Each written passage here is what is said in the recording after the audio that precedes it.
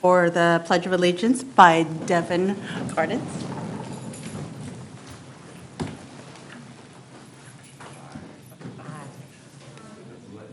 Pledge allegiance to the flag of the United States of America and to the republic for which it stands, one nation, under God, indivisible, with liberty and justice for all.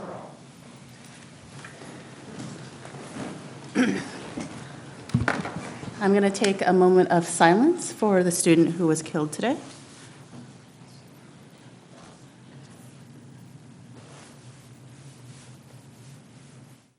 Thank you for that.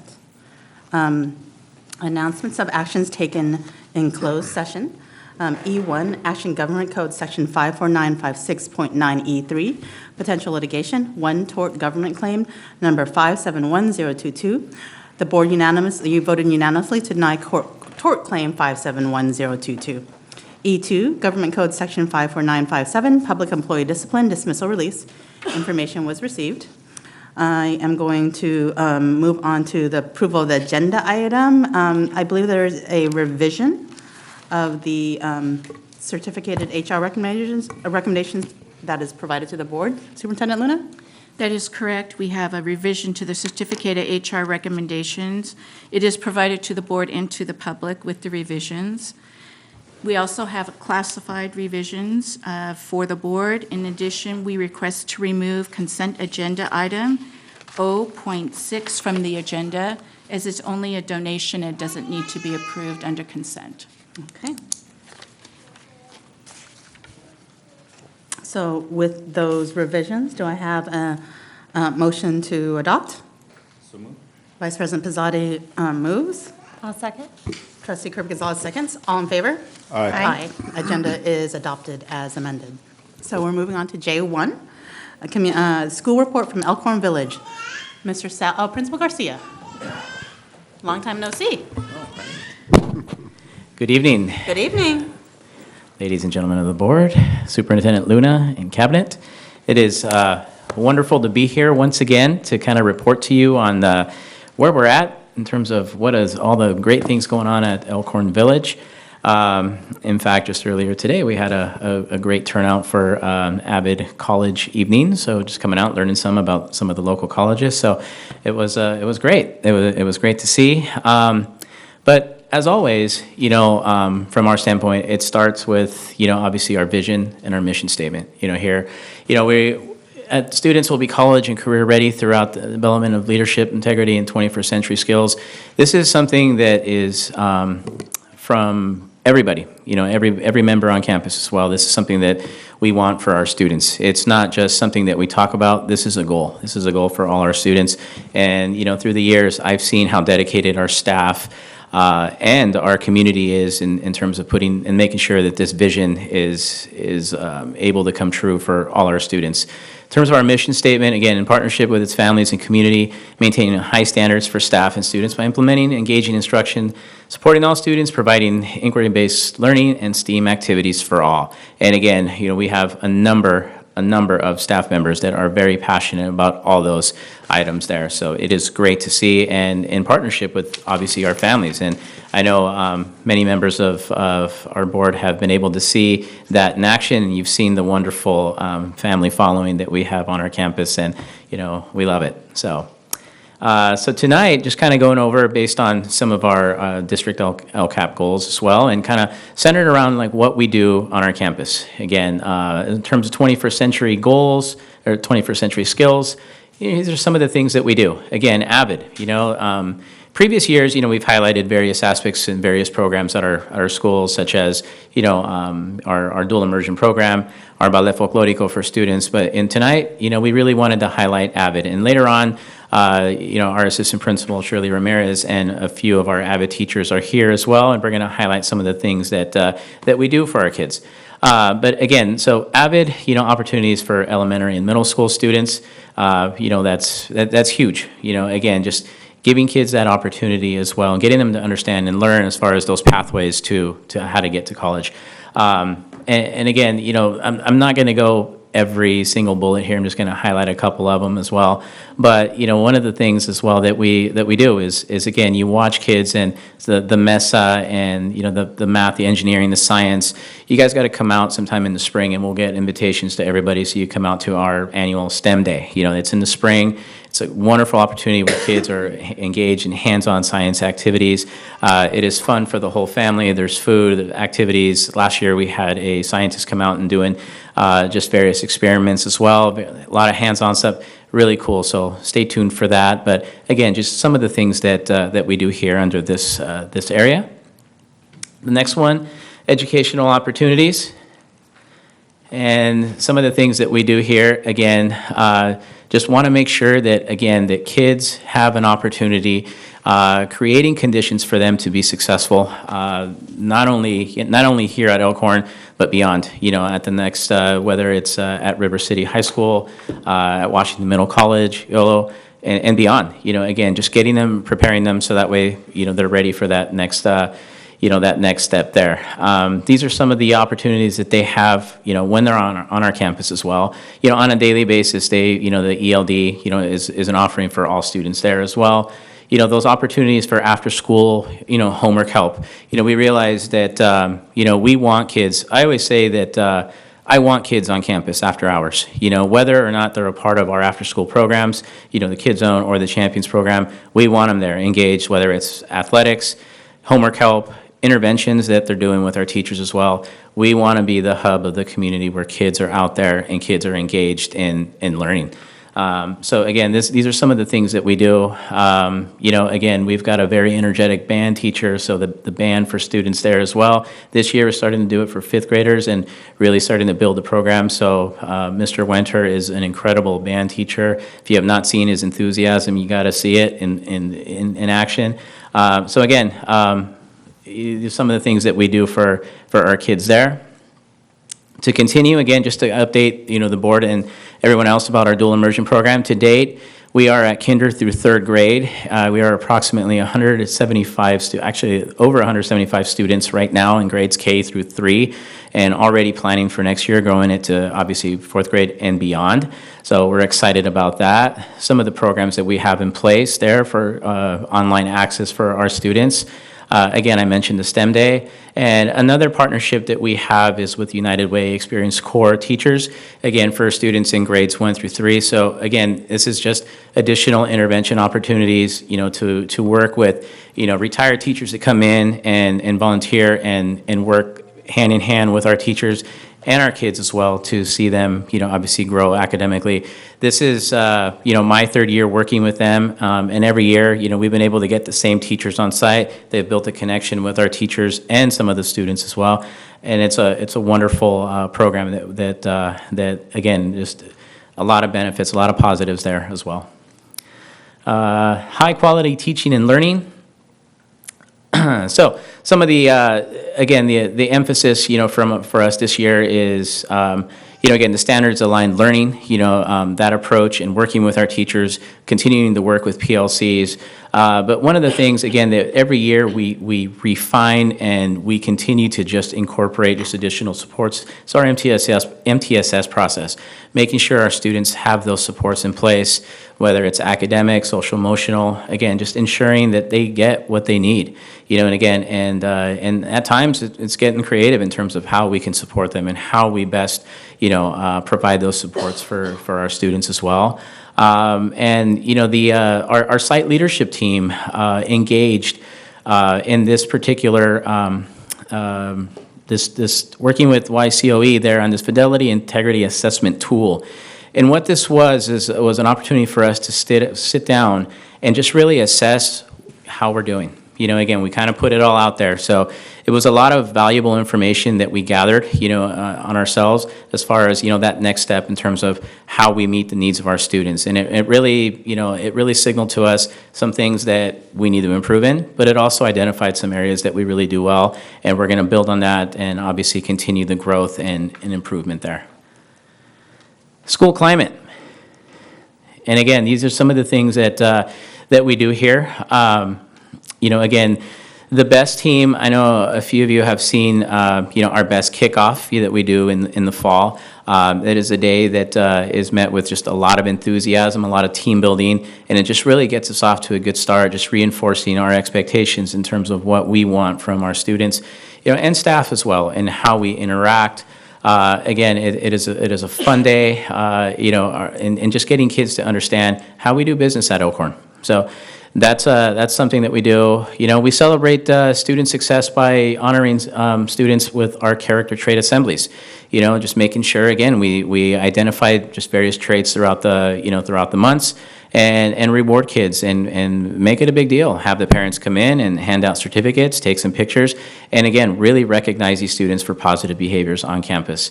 And the other one that we're excited and we're close to is having a little free library on campus. Having that accessible to all kids as well. Currently, it should be installed any day now, so I will share pictures with you once we get that done. But we're excited about the opportunity to just have more books in hands of kids at all hours while they're on campus as well. So stay tuned for that one as well.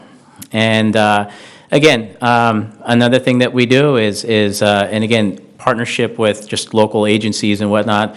The YOLO Farm to Fork, we have a kids farmers market. And every Wednesday, students in grades 1 through 5, go through our multi-use room and they gather vegetables, fruits, and just it is impressive what some of the little guys are walking out. Some kids actually need help walking out with some of the items that they got. They had cantaloupes a couple weeks ago and squashes that are almost just as big as them. So it is really cool watching them get out and just kind of promote that healthy eating, and then just again supporting our families as well.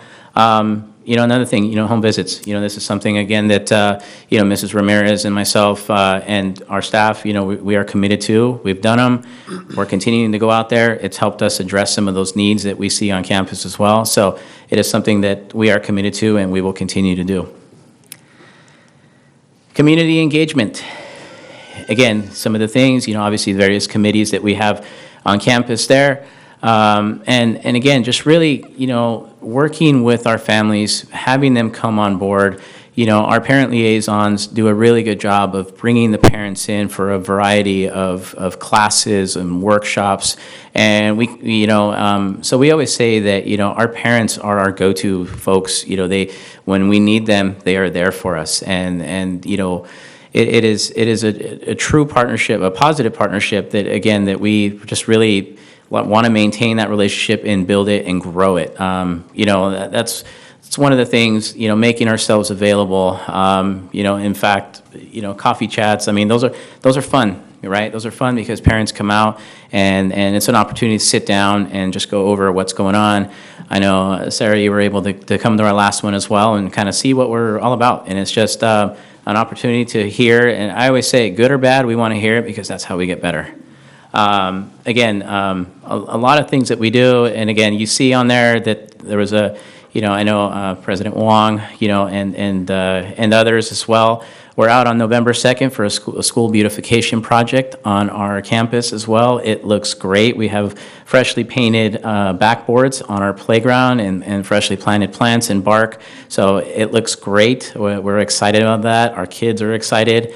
And another thing that, I know that one of our teachers, Mr. Marin, was a driving force to this as well, but we had over 120 attendees to La Feria de Educación at Sac State. So we were able to line up some buses on Saturday, October 12th, for them to come out and, again, experience what it's like to be on a college campus. So, again, kind of with that theme of just getting kids to college, it starts now. So, again, kudos to them and the team for making that work. So a lot of stuff going around, centered around just working very closely with our families and our parents. So at this time, I'd like to introduce our assistant principal, Mrs. Ramirez. Good evening, everybody. So we want to highlight some of the great things with our AVID program. As you can see, in 2017-18, we were certified the Site of Distinction. Our goal is to become a national demonstration school, but in order for us to do that, we have to fully implement AVID K-5, and we have started that. A group of teachers just recently visited Luther Elementary. It's I believe, K-4 elementary school that fully implements AVID. And they just came back so excited and motivated and impressed with all of the work that school's doing and bringing it back to Elkhorn. And a lot of our K-5 teachers have already started attending AVID Institute, getting trained, getting certified. They're using the strategies in the classroom. Our fifth grade teachers are always motivating our students to apply for AVID in sixth grade. Some great information is we have 3 full AVID electives now. 99% of our students get accepted to River City High School AVID program. We've had about 6 classes that have graduated high school, and 2 of our AVID classes have graduated college. And I just want to acknowledge all of our teachers, but especially our AVID lead teachers, Anselmo Marin, Brian Russell, and David Baggs, for all of the hard work they have done. And we have a student in our current 8th grade AVID class, Miranda Saucedo, that's going to come up and share a few things with you all. Miranda. Thank you.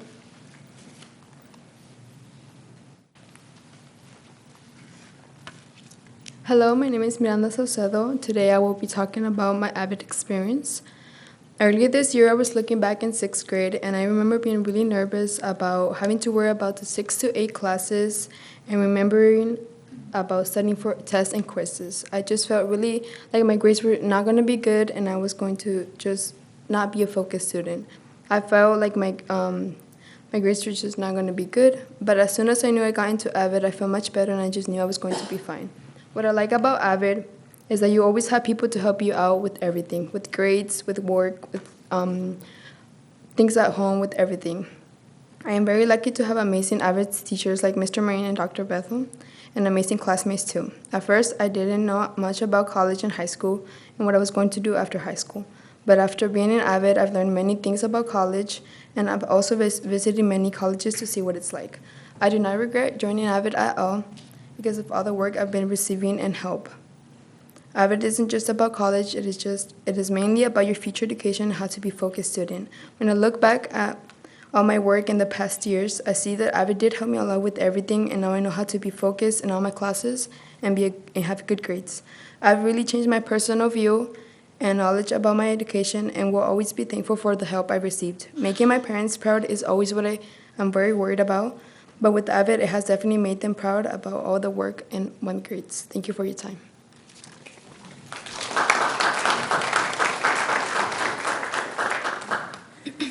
Yeah, so it is great. I know the 8th grade AVID actually just got back from UC Berkeley earlier this year, and they've got another trip lined up to go visit the campus of UCLA. But I know a couple of years, and I think on this first year, they actually visited my old school, UC Irvine. So go Eaters, and again, we're proud to make that happen for the kiddos as well, and they're working hard. And Eaters, yes, sorry, it's just go Eaters, So I apologize, Berkeley. That's okay. We were just so you know that we were the first. You were. So with that said, again, we're excited to provide those opportunities for our students, and really like the fact that kids look to this and they look to our teachers to just really be in these programs, and again, it's all about providing these opportunities for our students. So with that concludes our presentation, and again, thank you very much for having us. Thank you. Okay. All right. Appreciate it, Sal. Next up is J2, recognition of the Sunday System Reading Program at Riverbank. Sunday. Mm-hmm. Oh, Sunday? The Sunday. English language learner. Maybe I should now stand and say Dominican penguins. Go Bears. Go Bears, yeah. Board President Wong, trustees, Superintendent Luna, cabinet, and guests. In February of 2019, 11 special education teachers representing all of the K-8 school sites were trained in the Sunday reading system. Sunday is a reading program designed to support students with dyslexia. It is one of the programs recommended in the state report on addressing dyslexia and is state approved. And in Washington Unified, it is taught by special education teachers. So I want to introduce you to Cynthia Friedenberg, who is our 6th through 8th grade SDC teacher at Riverbank, and was one of the teachers who went through the training. She started by using the program in her classroom. then provided reading intervention for a few of our general ed students, and when approached by site admin to provide a reading intervention after school using Sunday, she readily agreed. So Cynthia is here to share how the program has improved the reading of our students and supported their success in school. So, Cynthia? Okay. Hi. And now I remember how my middle schoolers feel when I make them present in front of the class. So like Sue said, I got trained in February of 2019 in the Sunday reading program. And at first I was kind of like, it's just going to be another reading program. It's going to be like everything else I've done. But it's really shown me a lot of growth in my students. And now I'm excited to see the growth that I'm going to see in the general education students that I'm seeing in the after school program. With my students, typically, they come to me as beginning readers, not knowing their letters or sounds, not being able to read simple CVC words, all the way up through multisyllabic words. And so I have them in small groups. It's 30-minute sessions, and I am seeing amazing growth in them. At the beginning of this year, I got a new student who only knew 15 letters and sounds, and she is now able to know all of her letters and sounds, and she's reading simple CVC words, A and I words like cat, fit, things like that, with 80% accuracy. The big thing I like about this program is that it's all driven by student growth. Every 3 lessons that you teach, you do a mastery check. If they haven't mastered those skills, you go back and reteach as many times as you need, which I think a lot of other programs are like, no, you need to be here, you need to teach this lesson, you have to keep going. Where this program, if they're not getting those skills, you keep reteaching them. And I think that's the biggest thing that I'm seeing a difference with, is that I don't have to keep pushing them forward if they're not getting the skills. I can keep going back and reteaching. I also love that it's multisensory, so they're seeing the words, they're hearing the words, they're feeling them, they're touching them. It's using all of their kinesthetic things, everything like that, so they're really understanding what they're doing, and I'm seeing a lot of growth with them. I had another kid who came in, and he was new to me this year. He didn't even want to take the pretest. He didn't want to look at the words. He wanted nothing to do with it and just kind of shut down. And now he's one of the first kids in class who will raise his hand to participate, which is so awesome to see that he's seeing the growth just like I'm seeing. They also say, so typically in special ed, a lot of kids are diagnosed under a specific learning disability, and during the training they mentioned, so that typically equates to being dyslexic or having dyslexia. And so this program is targeting those skills, not only for students with dyslexia, but for all the other kids in my class as well. And so I'm seeing a ton of growth, and I love it so far. And even the kids are liking it. They come to the group, and they're excited to learn. They are excited to get going in their work. I see the skills in other areas throughout the day, in history, in math, when they're having to read a word problem. They're reading it themselves. They're like, no, don't read it to me. I got this, which is what I want to see. And so I think it's just a fabulous program, and I'm really excited to keep using it and see where it goes and just how much progress I can get with my students. So I love it.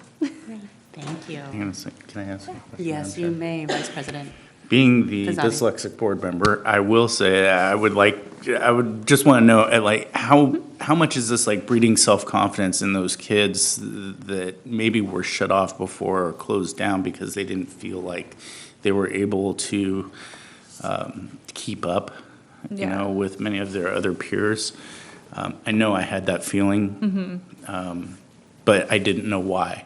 So I'm just wondering how's this building their esteem up? A ton. I've seen so much growth in just their confidence. They're participating more in class. When they go to their gen ed classes, they're participating there. They're interacting with their peers more when they're doing activities. Maybe they can't read everything, but they're participating. They're reading what they can. They're helping out. When maybe they don't have to read in class, they'll raise their hand. They're like, nope, I want to read this question. I've seen a huge growth just in their confidence and kind of how they sit up a little straighter when they're in group. Like the student I mentioned earlier, he didn't want to participate. He didn't want to take the pretest. He kind of was slumped down in his desk when it was time to come to group. And now he's sitting up straight. He's confident. He knows his abilities now, which is really good. And do you find the children with dyslexia tend to find workarounds on reading? Like, I know that was one of the big things that I did was, if I can't read this, how am I going to get the information? So I would ask a lot of questions, or I would be annoyingly so asking questions Yeah. because I need somebody to tell me. what it is? I get that. I get a lot of the questions, or they'll come over and just want me to kind of give them the answer. And I'm like, no, you can figure this out. I would get a lot of like the disruptions. They can't read it. They didn't want to do the assignment, so they're going to act out instead. Behaviors, And I'm seeing a right. lot less of that because now they can actually access the material. So I'm seeing less behaviors, which is good. Awesome. Thank you so much. Yes. For your work. We appreciate it. Thank you. Thank you. Yeah. J3, celebration, oh, Sue, are you coming back up? Guess not. J3, celebration of Yolo County Concilio scholarships for 2019. Angela Arellano and Angel Celis Perez. Thank you, President Wong, Board of Trustees, and guests. A few weeks ago, we honored two of our own students from River City High School at the Yolo County Annual Concilio Scholarship Award Dinner. We are so grateful to the Yolo County Concilio. They have given hundreds of scholarships to students across Yolo County, and they always choose two of our students from River City High School. So this evening, I'd like to introduce them to you at this time so that you can acknowledge them and also see and hear about their wonderful accomplishments. So I'll first ask Angela Arellano to come up and join me. I have to put this down a little bit.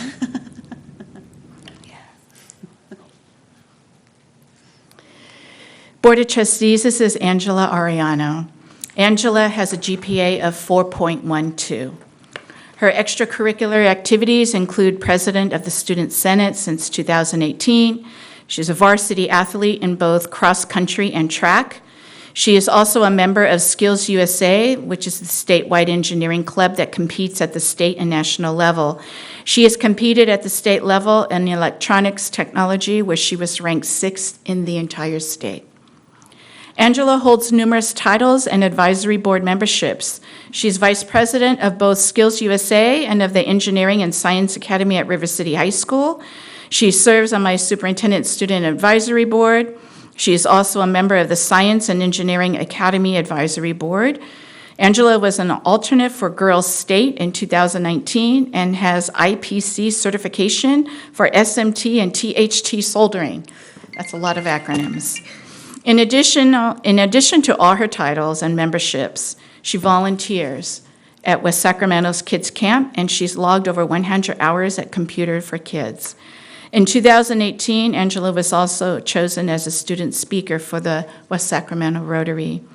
Angela hopes to attend UC Santa Barbara and major in chemical engineering with an emphasis in environmental studies. She is celebrated tonight, hopefully by some of her family members, and I'll let her introduce her family. My mom, Victoria, right there, and then my stepdad, Baldo, right there. Thank you so much, and we'll invite them to come and take their picture with us. The second student that I'd like to, if you can just stand right there, we're going to give you a certificate. Our second student is Angel Celis Perez, and I'll ask Angel to join me. Angel has a GPA of 4.18. Angel began his journey for academic excellence by taking 3 honors classes as an underclassman and has continued his academic excellence in taking 8 AP classes as an upperclassman. Angel is a 4-year member of the varsity tennis team, which we know every year they come forward because they're the champs, and volunteers his time at the River City Youth Tennis Clinic. But his passion during high school has been his music. There's no bias there. No, not at all. Angel has been an active member of jazz band, big band, and marching band. Time management is his strength as he attends big band at 0 period and spends many Saturdays at out-of-school performances. Angel says that the feeling he gets from making music, especially while performing, cannot be compared to anything. Making music allows his worries to drift away and gives him permission to stop thinking about so many things and just be. Angel hopes to attend either USC or UCLA and major in popular music or jazz studies. Angel is celebrated tonight also by family, and I'll let him introduce his family. So this is my sister, Bianca, and she also attended River City. She was a top 10 senior. Excellent. So we want to honor them and celebrate them tonight. Congratulations.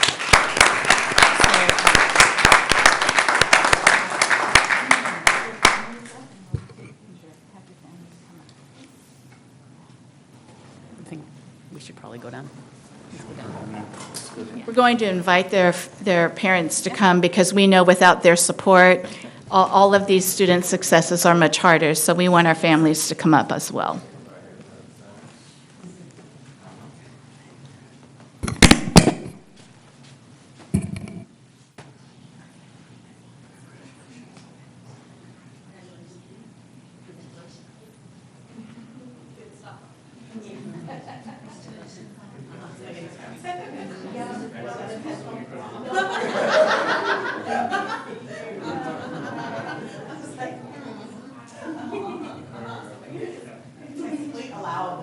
All right, everyone look this direction.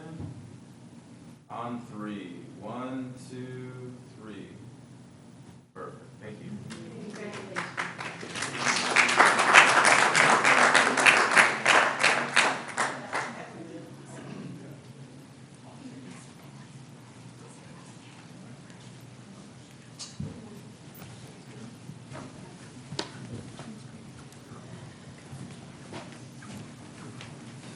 All right. Good evening, President Wong, trustees, Superintendent Luna. Yes, we'll move on to this too. I'm sorry. I'm sorry. Would you like the gavel? I'm sorry. I was ready. I was super prepared. Feel free to take the gavel if you'd like. I'm sorry. You do you. Okay. Sorry, I was excited. That's okay. Okay, I'll start over. Go ahead. You, girl, go ahead. Amir, you do you. You good. Yo, go ahead. Just Okay, I'll start over. Member report. Good evening, President Wong, trustees, Superintendent Luna, district personnel, and the community. My name is Amira Barnett. I am a senior at Yellow High School.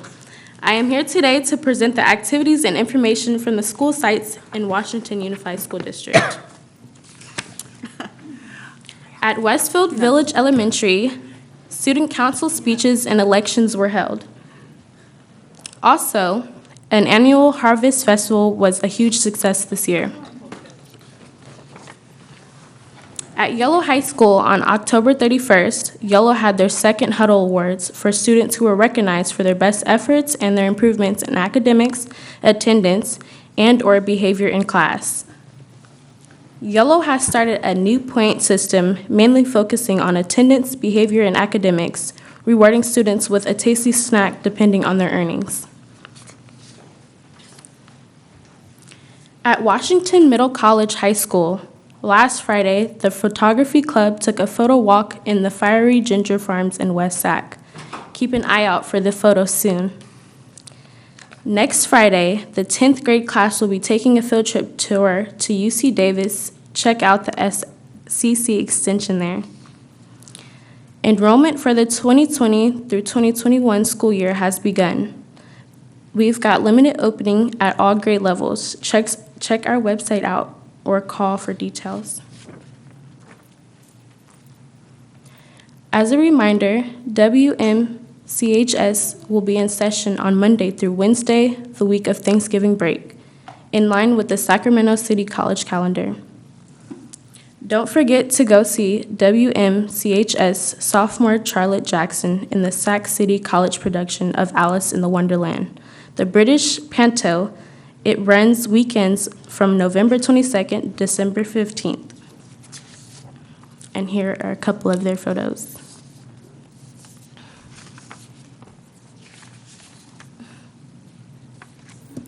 And that will conclude my presentation for today. Thank you, guys. Thank you. Appreciate you. You sure you don't want the gavel? K2, Washington, WSTA report, please.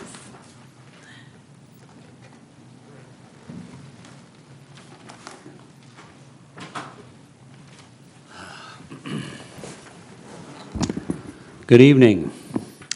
I appreciated President Wong's moment of silence earlier in honor of those students who were killed this morning in Santa Clarita.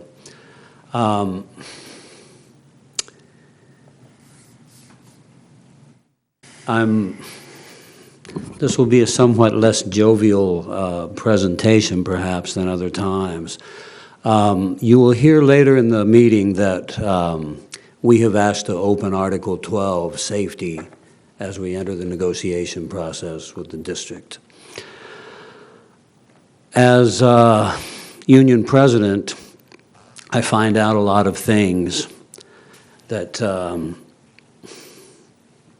I perhaps wouldn't ordinarily want to know. I'm in contact with a teacher who last year was hit in the back of the head by a projectile thrown by a student with intent.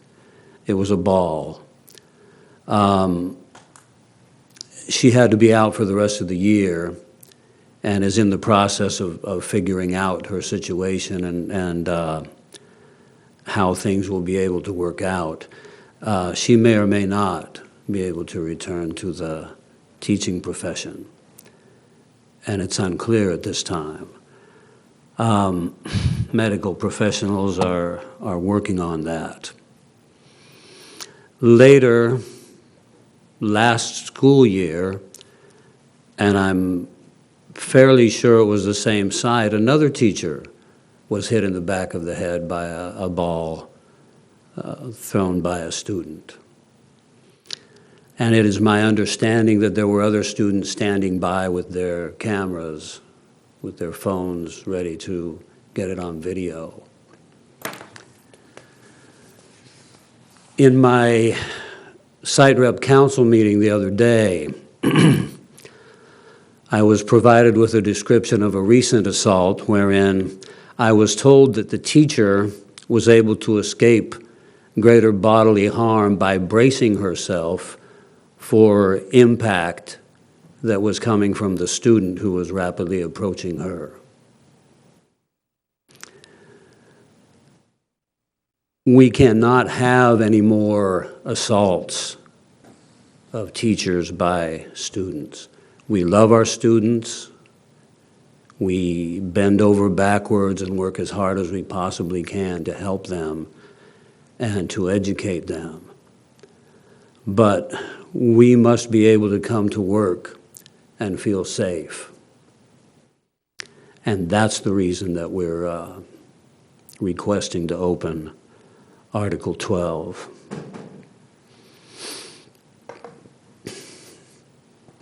I don't want to sound unappreciative. I know that our administrators are working hard, our teachers as well. And I believe very strongly that we have in place the structures that can allow us to resolve these problems. Employee relations meetings are positive and continuous contacts with district personnel. But we have to take this extremely seriously. One example would be to make sure that every site has the same policy with regard to who enters campus and how that is dealt with. I'm seeing some differences as I go from school to school. It's so urgently important that we are able to be safe, that students can be safe, parents who may come on campus can be safe, and also those of us who are employed in the public schools. So, again, it's a more somber note, but that's the reason that we're opening Article 12, and we hope and look forward to productive discussions with the district that will help resolve some of these issues. Thank you very much. Thank you.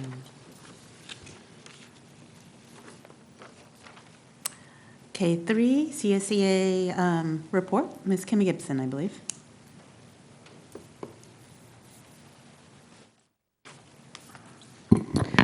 Good evening, Board and Superintendent Luna. The CSEA president apologized, but he is sick and he could not be here this evening, so thus you get I. I am the second Vice President of CSCA Riverview Chapter 168 and the Benefits Committee Chairperson, and I will be addressing the board this evening on behalf of the chapter as well as the committee. The CSCA President will be at the next school board meeting to address the topic of our medical insurance and working with Keenan in much more detail for you. However, to simply put it, this past year, once again, resulted to be horrible. We got rid of 2 Keenan representatives to replace them with 2 other Keenan representatives. That being said, it did not help, and we have run into the same issues as we have for the past 15-plus years. We get our rate sheets in late from Keenan every year. The district then has set a deadline to when we need to have to vote and to answer what coverage we are accepting, which is always within days of us receiving the rate information. It is not correct to force people to make decisions without time to properly review and discuss, yet it happens every year. CSCA and WSTA had agreed on the Western Health Advantage with UCD option as presented by Keenan. With a week before open enrollment, we receive a phone call from Kylie Lane of Business Services informing us that the contract between Western Health Advantage and UCD that was presented as an option complete with rates to both memberships had hit a snag, and this option wouldn't be available until the second quarter. So the questions are, why was this option presented if the negotiations were not finalized? What happens to classified employees who intended to go to UCD during open enrollment? And most importantly, what is the district's plan for this? Simply stating that we can change to UCD, quote, when the negotiations are final, simply does not work. There needs to be something in writing to CSCA guaranteeing this, not from the district, as the district truly has no say, but from UCD, Western Health Advantage, and Keenan, and the rates need to be as quoted from the beginning of the year. Moving forward, CSCA will be asking that the way the whole benefits matter is addressed be changed. It is a proven fact that the way it is done now is not effective and in the interest of all involved parties. We would also like to alert you that we have multiple members already inquiring into whether the district will be offering a golden handshake or any other type of early retirement incentive this year. People like as well as need time to plan as well as notify CalPERS as there is lag time. So we look forward to being notified the district's plan as soon as possible. I would then like to pretty much echo Mr. Buse's statements about, again, what has happened today. It's pretty sad. When I was a kid, you went to school, you were excited. You got up when you were literally little. It was, what was I going to learn? What is show and tell going to be about? What are my parents going to come to school and see? As you got older, it was, what am I going to bring to my parents to be able to see what I've learned? You saw the excitement in your teachers. You saw the looking forward into a future. And unfortunately, after spending numerous years attending school, attending college, and then coming to work within the schools, every day you see that change a little bit more and a little bit more. And I truly feel sorry for the children of today now attending schools. I'm very concerned myself, being an employee of a school district, as I think pretty much any employee in a school district is nowadays. It is a very different world. And I just want to thank every district member, no matter what level that you are, looking out for safety, bringing forward suggestions for safety, bringing forward anything that you see that concerns safety, whether it's staff, students, residents living near a school who are just as big of victims as we are. We're all unfortunately in this mess of today's times together, and I think it's really important that we all continue to work together to protect one another. So I just want to thank you for all the efforts that we all make together. Okay, now we're on to item L, public comments, and I shall read the statement. At this time, members of the public may address the board on the topics of our board agenda, in addition to topics that are under the jurisdiction of the board and are not on the agenda. Although the board by law may not take any action at this meeting, the board may limit the total time of public input on any topic to 20 minutes unless it chooses to waive the item limit for a particular item. Individual speakers may be limited to 3 minutes to comment on any topic. Public comments consisting of individual charges, complaints, or derogatory remarks about any district employee are requested to be submitted in writing to the administration in accordance with the district's complaint procedure. We do recognize that for a lot of people, commenting before the board and the audience and the people watching online is a nerve-wracking experience. So to try to make that as easy as possible, we do ask that there not be any applause or booing or catcalling or other demonstrations to maintain a civil discourse. The board respects the rights of members of the public to speak to us regarding matters on the agenda and other matters within the jurisdiction of the board. However, it is important for members of the public to recognize that comments regarding students other than the speaker's own students may be made during the public board meeting may be legally actionable as a violation of student privacy. We're going to move on to the first comment by Paul Dennis regarding Yolo High.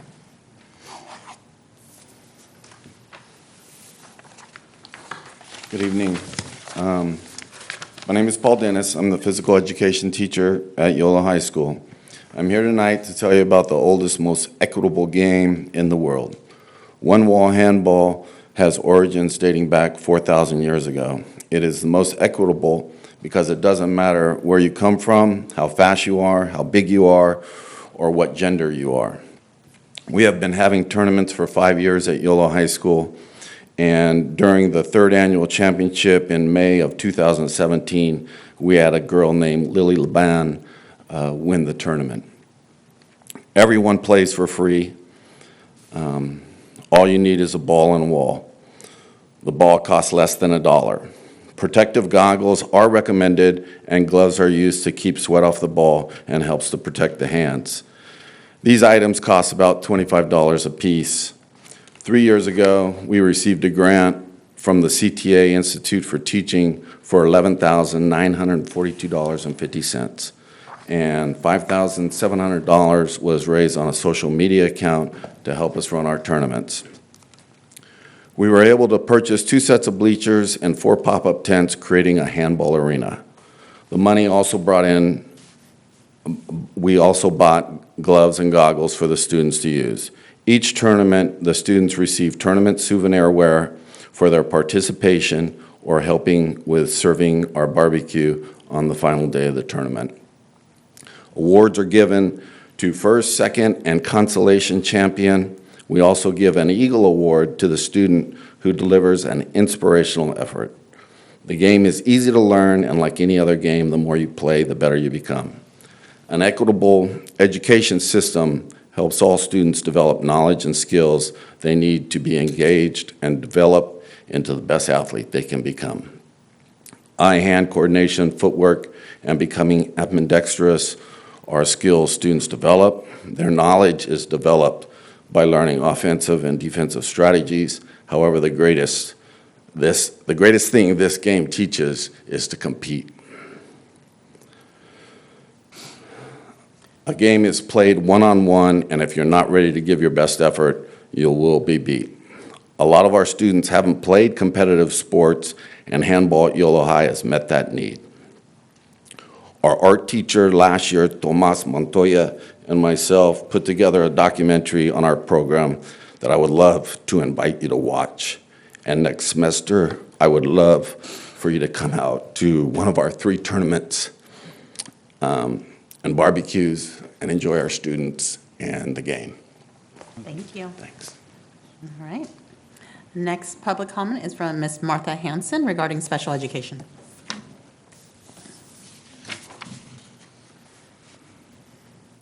Good evening, Board. I came here tonight to talk to you about what I've been coming here for 4 years to talk to you about. So my son, as everybody knows by now, has 9 different disabilities, and I'm going to go through them.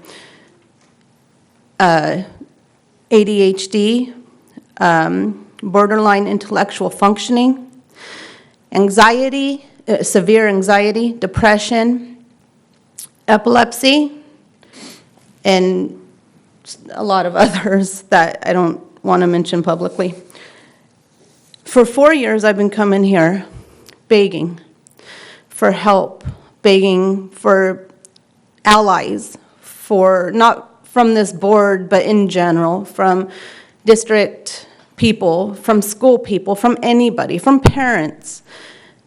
I came here because I wanted to show that I can work with everybody, that I'm not what's said of me confrontational, that I'm just a mom who simply wants her child to be educated. No matter the barriers that he has in his way, no matter the barriers that are put up for him unnecessarily, I joined everything I possibly could to help not just my son, but every kid in this district, like I help kids outside of the district. I wanted to make a difference. Not just for my kid, who is now 9 years old and still can't read because he's been out of the class since February of last year because of unnecessary barriers, but for every kid in this district, for every family I've met that was desperate, that didn't know the laws, that didn't know their rights, that didn't understand how to navigate things. I wanted to help. And I thought that I had gained allies, especially in the special education department. I thought that I was getting somewhere as far as getting my son educated, but I was wrong. My son is now 9 years old, almost 10. He still can't read. And it wasn't until I started teaching him at home that he knows how, in the past 3 weeks, he now knows how to tell time. He now knows the beginning concepts of reading. He now knows, because the one-on-one, the intense way that I'm able to teach him at home has made him flourish. I have been able to take away a lot of barriers. When he's in school, when he's in class, he can't focus. There's tons of commotion, there's smells, there's sensory items. I'm sorry, I'll finish up. But I came here tonight because I realized that I can't work together like I thought I can. And so I came here to resign from the CBOC and the CAC. Thank you. Thank you. Forest Gardens?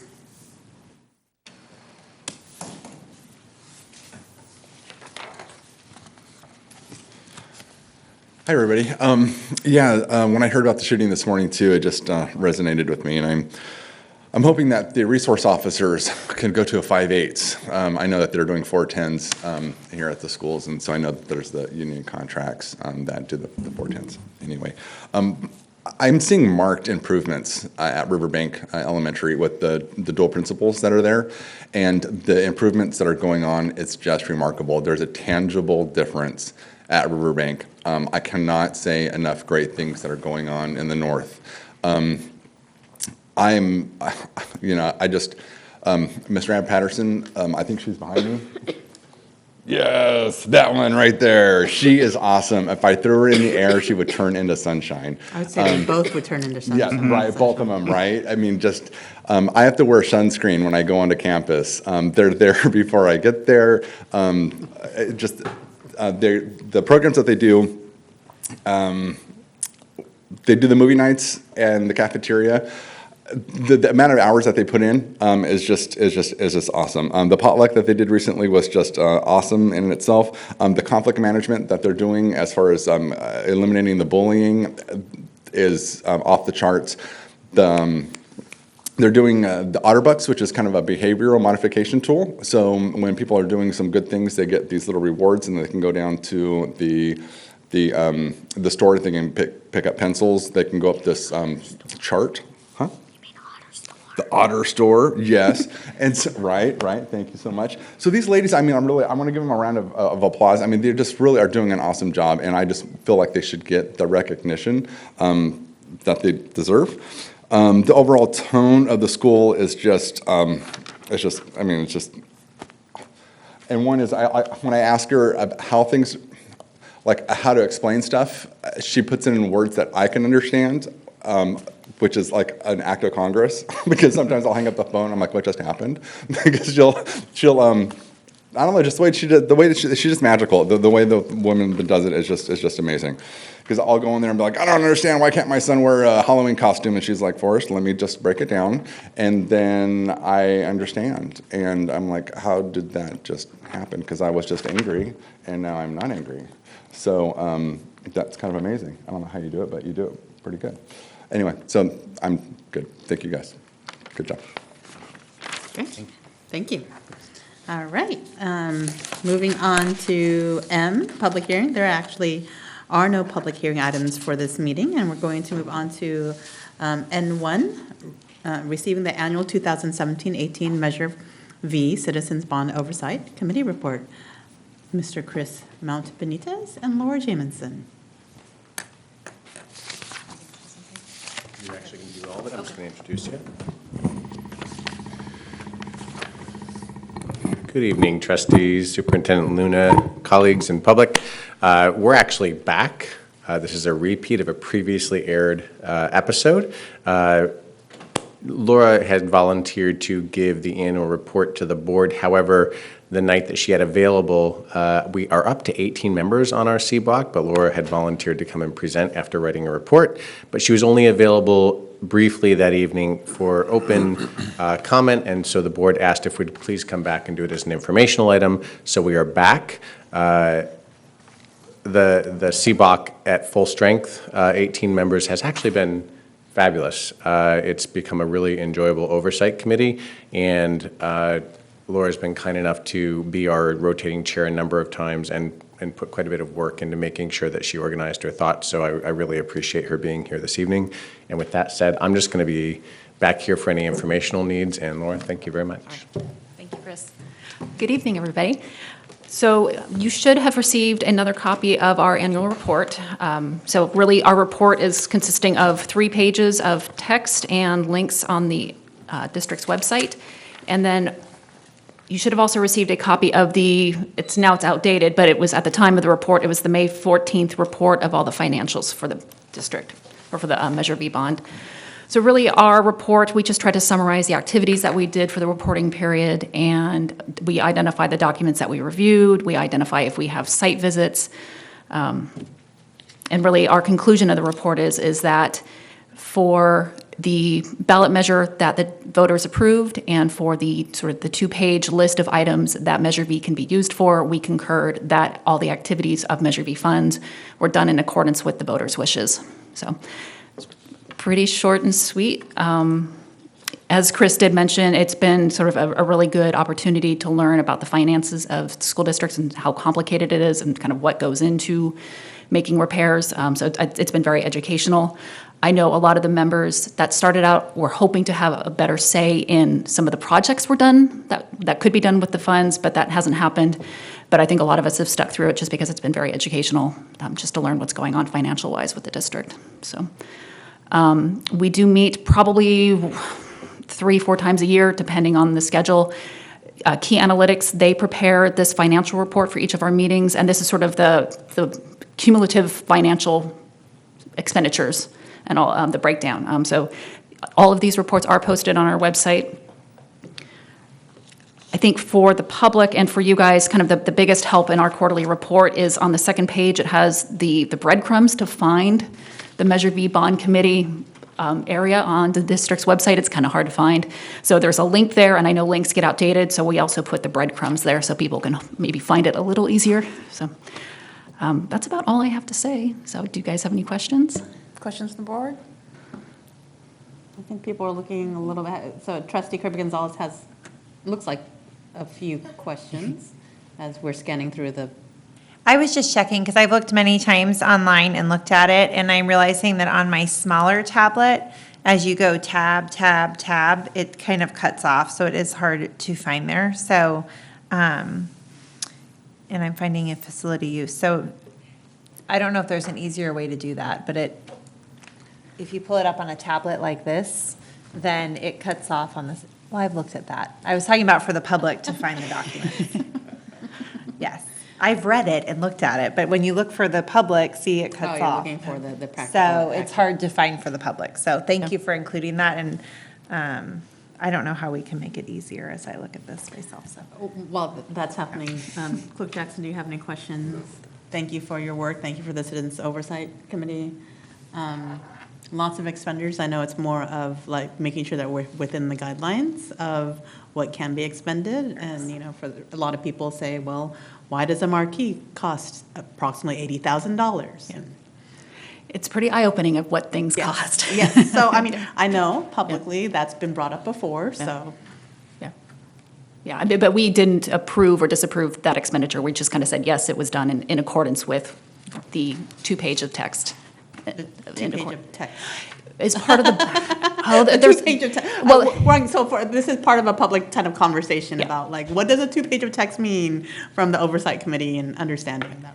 I have to remember where, so there's what the voters approved in the ballot, but as part of that package that the board approved, there is a 2-page document that identifies absolutely everything that could be spent on, or all the what the funds can be spent on. Yeah. Just with, I can't think of anything right now of what's on that list, but it's pretty much anything related to facilities, not salaries, not books, I don't think, kind of construction type facility improvement work, is my understanding, Chris. Okay. Yeah, any other questions? Have you? I just have one little question too, and that is that, so I know the numbers, if I'm correct, were down for a while, and so how did you recruit or build back up to have some more people on the oversight? Just when I first got here, and actually Laura's been with us the whole time, so I appreciate her continuing, because it's been almost 2 years now, and I've really gotten to know these folks. But we actually just asked folks to invite their friends and neighbors that might be interested. And it was really interesting because a lot of the committee are finance folks. So we now have people on there that are auditors, that are accountants. I have 2 engineers. And so lots of people with opinions. We have lots of questions. Sometimes we can't even get to all of our questions. It is a Brown meeting, and we schedule an hour and a half. And we have been known to go much longer than that because of the volume of questions, but it then causes, as Laura said, a lot of very good discussion so that I can actually break down account codes and go into what's allowable work and why work does cost so much and the fees that we have to pay to all of the different state organizations just to get work done or to get plans approved. We just finished at this last meeting touring the newly completed Bright site. After Bright Phase 2, so we actually held the CBOC at the site and concluded with a tour of the facility and also conducted our regular business. And so it's become, and public members do show up and ask questions of the committee, which is also new. That's been the past 3 meetings. Public has started showing up. And so it's a very, I don't know if it's lively, but it's engaging. We have good conversations. I'm sure it's lively. It's a lot of numbers. It's lively, I'm sure. It's a lot of numbers. But we do our best, and there is engagement, and we've all gotten to work together very well. So it's just been it's a good oversight committee at this point. Good process. Thank you. Sure. And as I think about that and all the work that you're doing and knowing all the school sites so well, I just think about the facility master plan that's coming to us. And your group, it seems like, is a great one to give input to and to put it on the radar, if it's not already, for everyone there, that is coming to our board meeting. And if they have input, we appreciate it. We have promised them copies as soon as you get one. All right. I told them you have to get one first, but they will get one as soon as you do. Thank you very much. Thank you. All right, if there are no other questions, thank you for your service and all of your expertise. All right, All right, no other questions for it? Nope, okay. All right, thank you. Thank you, Laura. We're going to move on to item number N2, the board report of the California Healthy Kids Survey results. Dr. Phillips and Director of Student Services and Superintendent Luna. Long time no see, sir. I know, huh?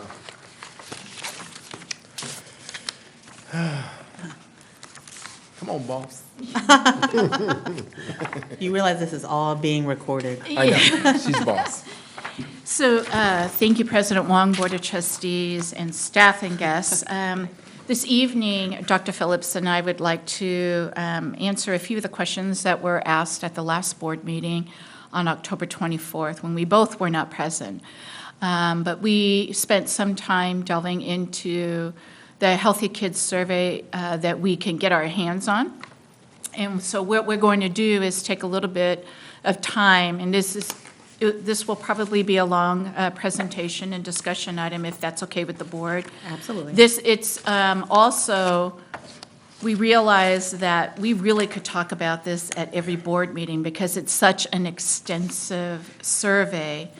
And to take the time to really look at what is the survey trying to tell us in so many different areas is very important. So the question about, what are the comparison results of our Healthy Kids survey? So this evening, we'd like to give a brief overview of the comparative data of the past 3 Healthy Kids surveys and the past 2 staff surveys that were given. A couple questions that were brought up, as I recall from listening to the board meeting, was how are we implementing and administering the Healthy Kids assessment? We are actually administering the assessment. The students take it on either their Chromebook or they go to the computer lab, but it is electronic. So there is no altering of the actual assessment. So the questions of the sexual orientation and gender identity are there, and the students are taking those questions and inputting for that. So what we'd like to do is walk through a little bit, and we're going to kind of tag team because we're going to give the overall, and there might be some questions, well, what does that really mean? I mean, what kind of questions are they really asking? So we won't be going through each one, but what I'd like to know is if the board, at the end of the presentation, is perhaps the board would like to just take sections for each board meeting as it does address the student climate and the culture of our schools and our district. You want to go ahead? Yeah, so we'll start first with the student survey sample. So the Healthy Kids survey has been given 2014, 15, 16, 17, and 18, 19. So those are the 3 surveys we're looking at. You can see there that we've only been giving it to grades 7, 9, and 11, even though it is available for grade 5. Okay, so we have heard the request for grade 5 to be included in the next, in this round. We are going to give it this round, and so we will be including 5th grade. You'll also notice that Yolo High School does not have any data on the 2014-15 because they did not take it. They were not included in this survey. May I make one other comment? Yep, please. One of the other comments or one of the observations here is that you look at the percentage of students that were taking the test. So one of the things I want to do is work with our principals and come up with a viable plan to ensure that at least 95% of our students and 95% of our staff are taking this survey. So the first area that we wanted to share were the summary of just the key indicators. This is the overall for the Healthy Kids survey. So there are different categories. The first category is school engagement and supports. So this is by percentage of the amount of students who actually took the survey, and that was the previous slide. So green is our 7th grade student responses. The light yellow is 9th grade at River City. The light orange is 11th grade at River City. And if you see for the last 2 surveys, you'll see in light blue solely for Yolo High School. So they have any kind of alternative, non-traditional high school, they separate out that data. Yeah. So what we did was also want to show you another look of the same key indicators, because the question that we should be asking ourselves is, are we making progress? Are we getting better over the years that we have been taking this survey? So if you look by grade, you can see, yeah, we're making some progress. Academic motivation especially, right? You see that really heighten up in 2018-19.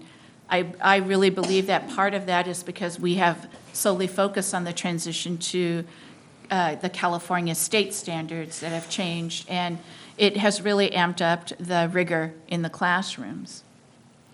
Probably one thing, though, that we want to look at, because we've heard about this, and I think one statistic was mentioned in terms of just a statistic of how students feel connected to school. If you look at meaningful participation, the survey results are extremely low by the students. The students, only 12% of our, well, let's just look at last year's result. 7th grade, only 25% of our 7th grade students feel that their learning experiences are participatory. In other words, they have some say, they are active in their learning. Maybe Dr. Phillips can share a little bit, what are some of those questions? So you look at meaningful participation and you wonder, well, what does that mean? The students are asked a series of 5 questions. Average reporting is pretty much true or very much true. And the questions that are being asked are, I do interesting activities. This is while you're at school. I help decide things like class activities or rules. I do things that make a difference. I have a say in how things work. And I help decide school activities or rules. So when I read these questions, I automatically think about student voice. I'm thinking that students need to have a voice in all things their site, especially when it comes to activities and rules, including possibly dress code. Since our students are part of our stakeholders, they're part of our head coverings plays a role in that. they're part of our stakeholders. So you have to think that they are. Would you mind if we ask questions as we go, because it's a lot of Oh, data sure. versus the end? Yeah, You have a Do question? you have a question, Vice President Pizzotti? Well, I didn't want to interrupt on that part, but there was, I noticed on the 18, 19, and the 11th grade, in terms of academic motivation, it dropped significantly from 11th to 9th grade. Is there any particular reason for that? And it's just something that kind of popped out as you already kind of touched on that portion of it, and I wanted to know if we could go back to that and have a little more explanation. Yeah, I think for this kind of data, we're going to have to, we could guess, we could inaccurately and by perception or assumptions make statements about how is it that our 11th grade students have gone down in their academic motivation when really 11th grade students should be the most highly motivated right. because they're trying to get into college at that point, right? Right. I think what our district has learned, especially in the administration, is before we put Band-Aids on and before we make assumptions of answers, we need to find root causes. Mm-hmm. I think we need to ask our students what that means. I think we need to ask our seniors who took this as a junior last year, what is it about this academic motivation? And re-ask those questions under the academic motivation and have them explained to us. So at the last board meeting, it was also talked about student connectedness. So we will share with that when we get there what we did to follow up on that. But I think we need to do the same in terms of academic motivation. It's tough to really say. It really is.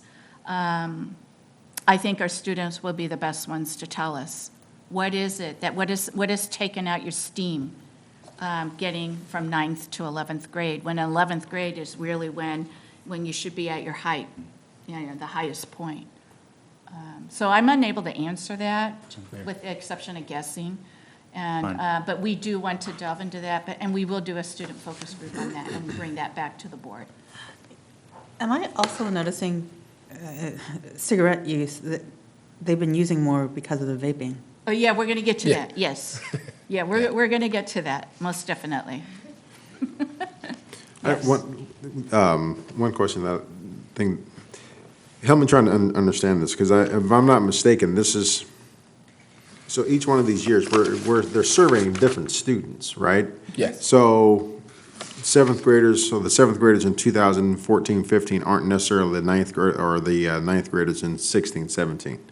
right? They're about a year off, right? Am I doing that right? do this Am I doing every the year. math Seventh right? graders are the Every other ninth year. graders for each. Yeah, they're doing it every other year. Is it the same So- cohort? It's every. Yeah, Every other year. it is. So They they are. are the same. Okay, Yeah, so, okay. They are. Essentially That's what I- designed- that's- it's designed Potentially the they same could be the cohort. Okay, same that's, group. okay, that's Yeah, what, it's designed for some the same. reason, as I was looking at the results, Yeah, that's what I it's couldn't figure. designed purposely for every other year, Perfect, same okay. cohort. That's I what I mean, thought. you're in and out. I mean, and there are transfers in and transfers Right, out. right, and all right, that. but that's what But a I majority of thought, them, yeah. majority of them will. Yeah, because that makes the data more meaningful that way. Yeah, So you could that's- actually track a student, one That's student. designed Correct.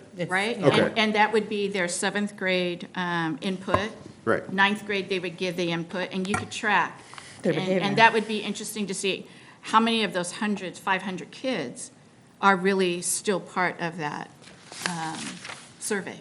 Yeah, so we're Yeah. tracking the same group of students. Yes. Okay. Very good, thank you. But there was a decrease in taking for high school, the CHKS. I'm sorry, say that again? So, but there's, in terms of your point, Dr. Phillips, is that last year's grade 11, there was only 64% participated, when in 2014, there were 83% of students who wanted to participate. Yes. That's a huge drop in So we student want to make sure that we participation. get consistently 95% of. Yeah, when they our were, students. 2 years before, 91% of them, and 91, then and the year then they before, dropped. 82%. And so, yeah.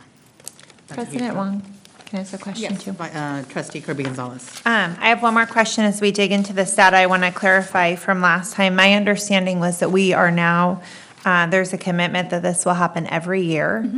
And this will go to staff and parents and fifth graders. Yes, And, yeah, yes. Thank you. Yes. all right. So Okay, so on the next one, the next category of questions that the students took was about school safety. And when we look at school perceived as very safe or safe, you know, I think what we need to acknowledge is that all of us, including the adults, students, our families, we bring our experiences of life with us to school. So when we feel what is happening in our country, when we feel what is happening in our world, when we feel what is happening in our state, just like this morning, when we hear the tragedies that happen at school to school children, it does heighten and create a sense of anxiety, even though even though it's not here in our home. But the fear that has spread massively in the past few years across our country has heightened the fear and the safety in our schools. That's the perception of safety is inclusive of all of that. Our own personal experiences, our own journeys, the fears that we experience in our homes, the fears that the students experience that we don't know or would ever experience ourselves personally. And all that happens around us. So those are the questions that have been asked of our students in regards to student safety. The next one is a comparison when we look at each grade again over the course of the 3 surveys. You'll notice the middle school in mean rumors and lies spread about you. It's pretty tough in middle school. I think that's where they're trying to find their identity, figure out what friendships are there. One day they're a friend and one day they're not. And, my question to us as the adults who demonstrate for our students, who lead our students, who model for our students, is how well are we doing this as adults? How well do we do this for our students? The way we treat ourselves with our colleagues, the way we treat our parents, the way we treat our students. How are we modeling this as well?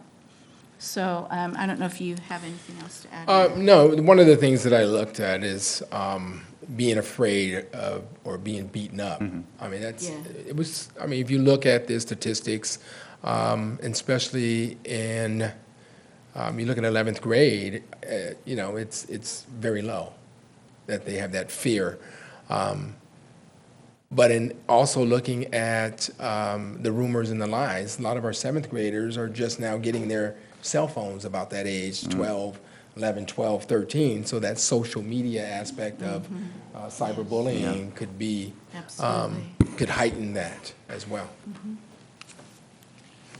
The next category of questions.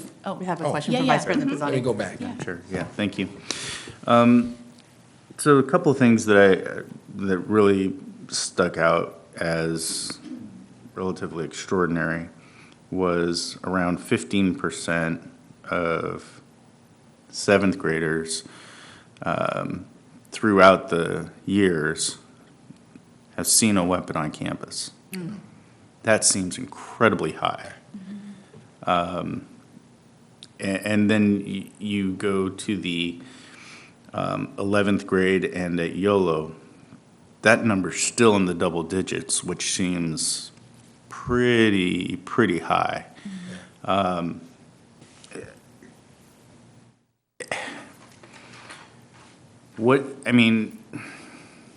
Obviously, we're not catching them because it would come to us likely if that were the case. So what's being done? You want to talk about the law, what the law allows us to do? Laws have changed dramatically over the years, especially with search and seizure. I remember years ago, you were able to do random searches in the classroom, not allowed anymore. And so that makes it difficult unless we have some knowledge that a kid may have a weapon on them or we heard they have a weapon. We cannot just arbitrarily pull them out of class and check their backpacks and all of that. So one of the things I often do, if I do find an individual who may have had something previously and I have caught them, then now I have reasonable suspicion at any time to pull that kid in, but not any other kid. What I'm also finding when I talk to students, even some of my YOLO students who say sometimes they may carry a weapon, not now, but in the past, it's not for the school's sake, it's for when they walk home. It's through their neighborhood. Many of them will stash them outside and pick them up later and because they want to walk home. Young ladies carry tasers or pepper spray for their walk home. But unfortunately, we can't just take backpacks and search like we used to with the random searches. Sorry. So my question then becomes, and not to single out certain schools, every school has their own data.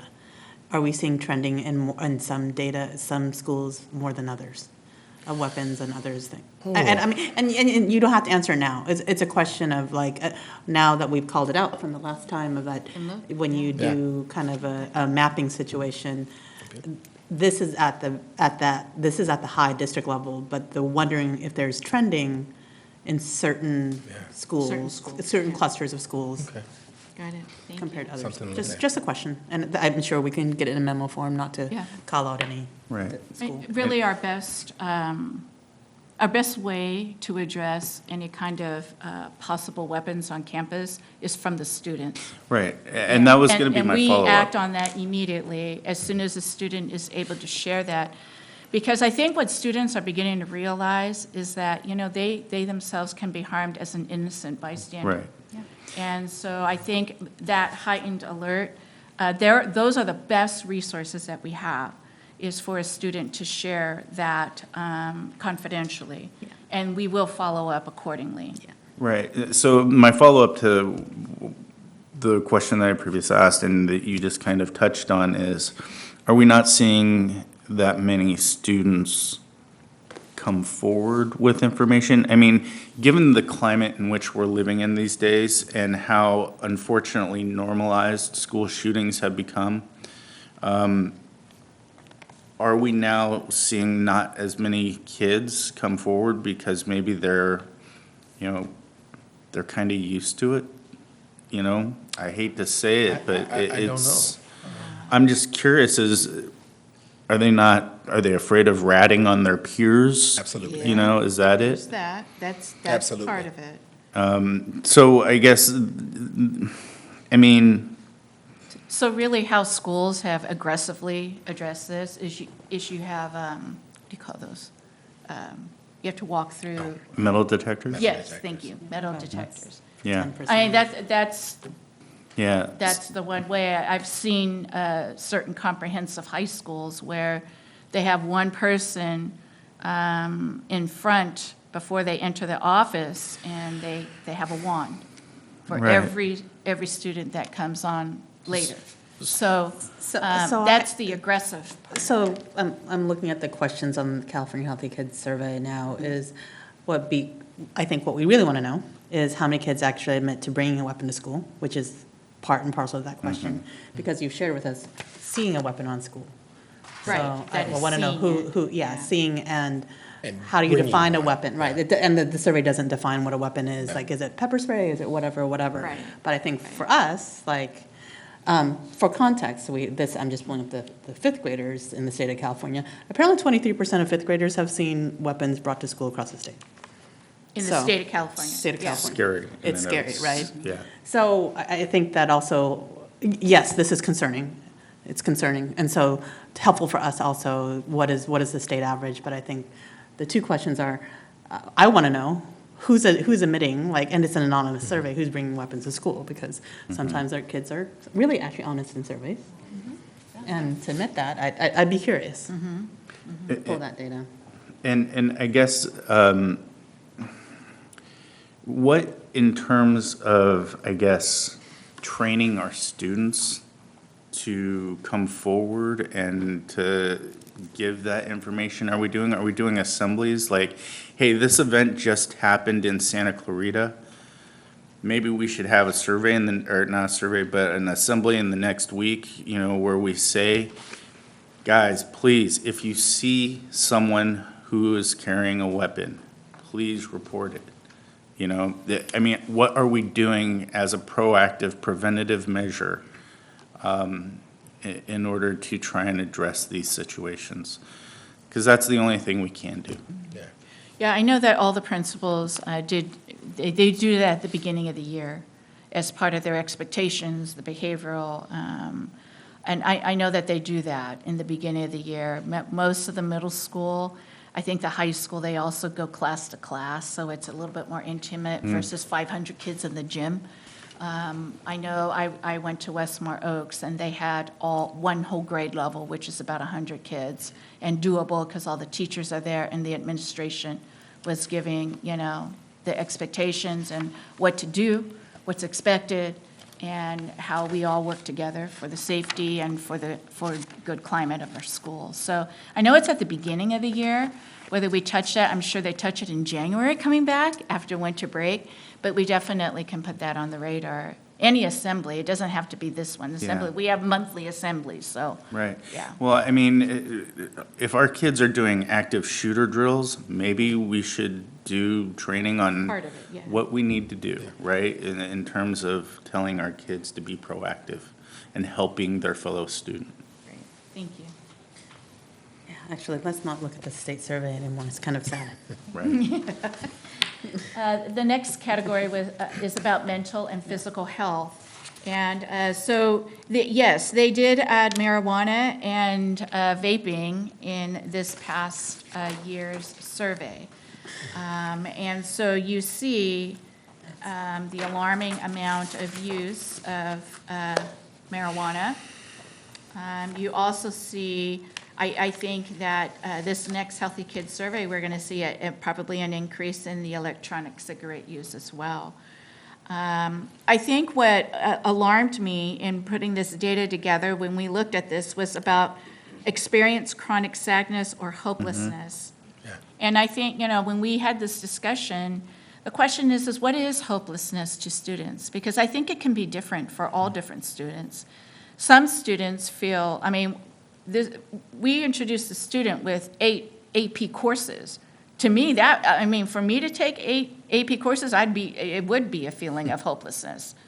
The academic pressure of some of our students, they do feel that.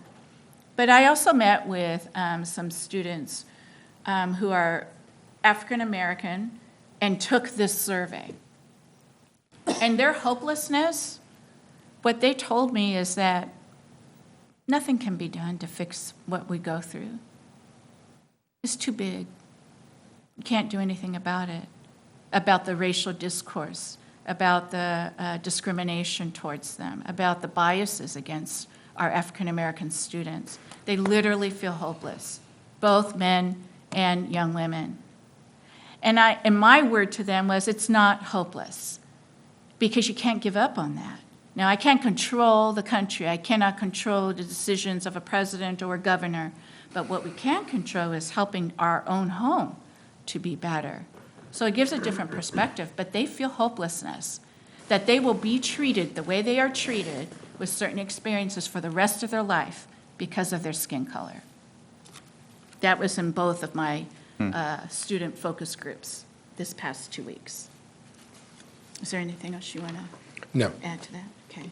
And here's a look by... No, the question is just, and we can probably talk more about it in public comment about kind of just vaping and just creating more kids who smoke anything. Well, yeah, and As you I'm see, watching the trend, right? Like even the cigarettes, cigarettes, yeah. well, you see in cigarettes, they have declined in smoking. Vaping went up. That Because was my vaping- shock. they Well, went that to was my vaping. shock. Well, It's like there was and- we've done a good job on Prop 10, but they're not smoking. But all of a sudden you have vaping, which is a And whole they've made it nother- very attractive with all the different fruity flavors and what have you, so.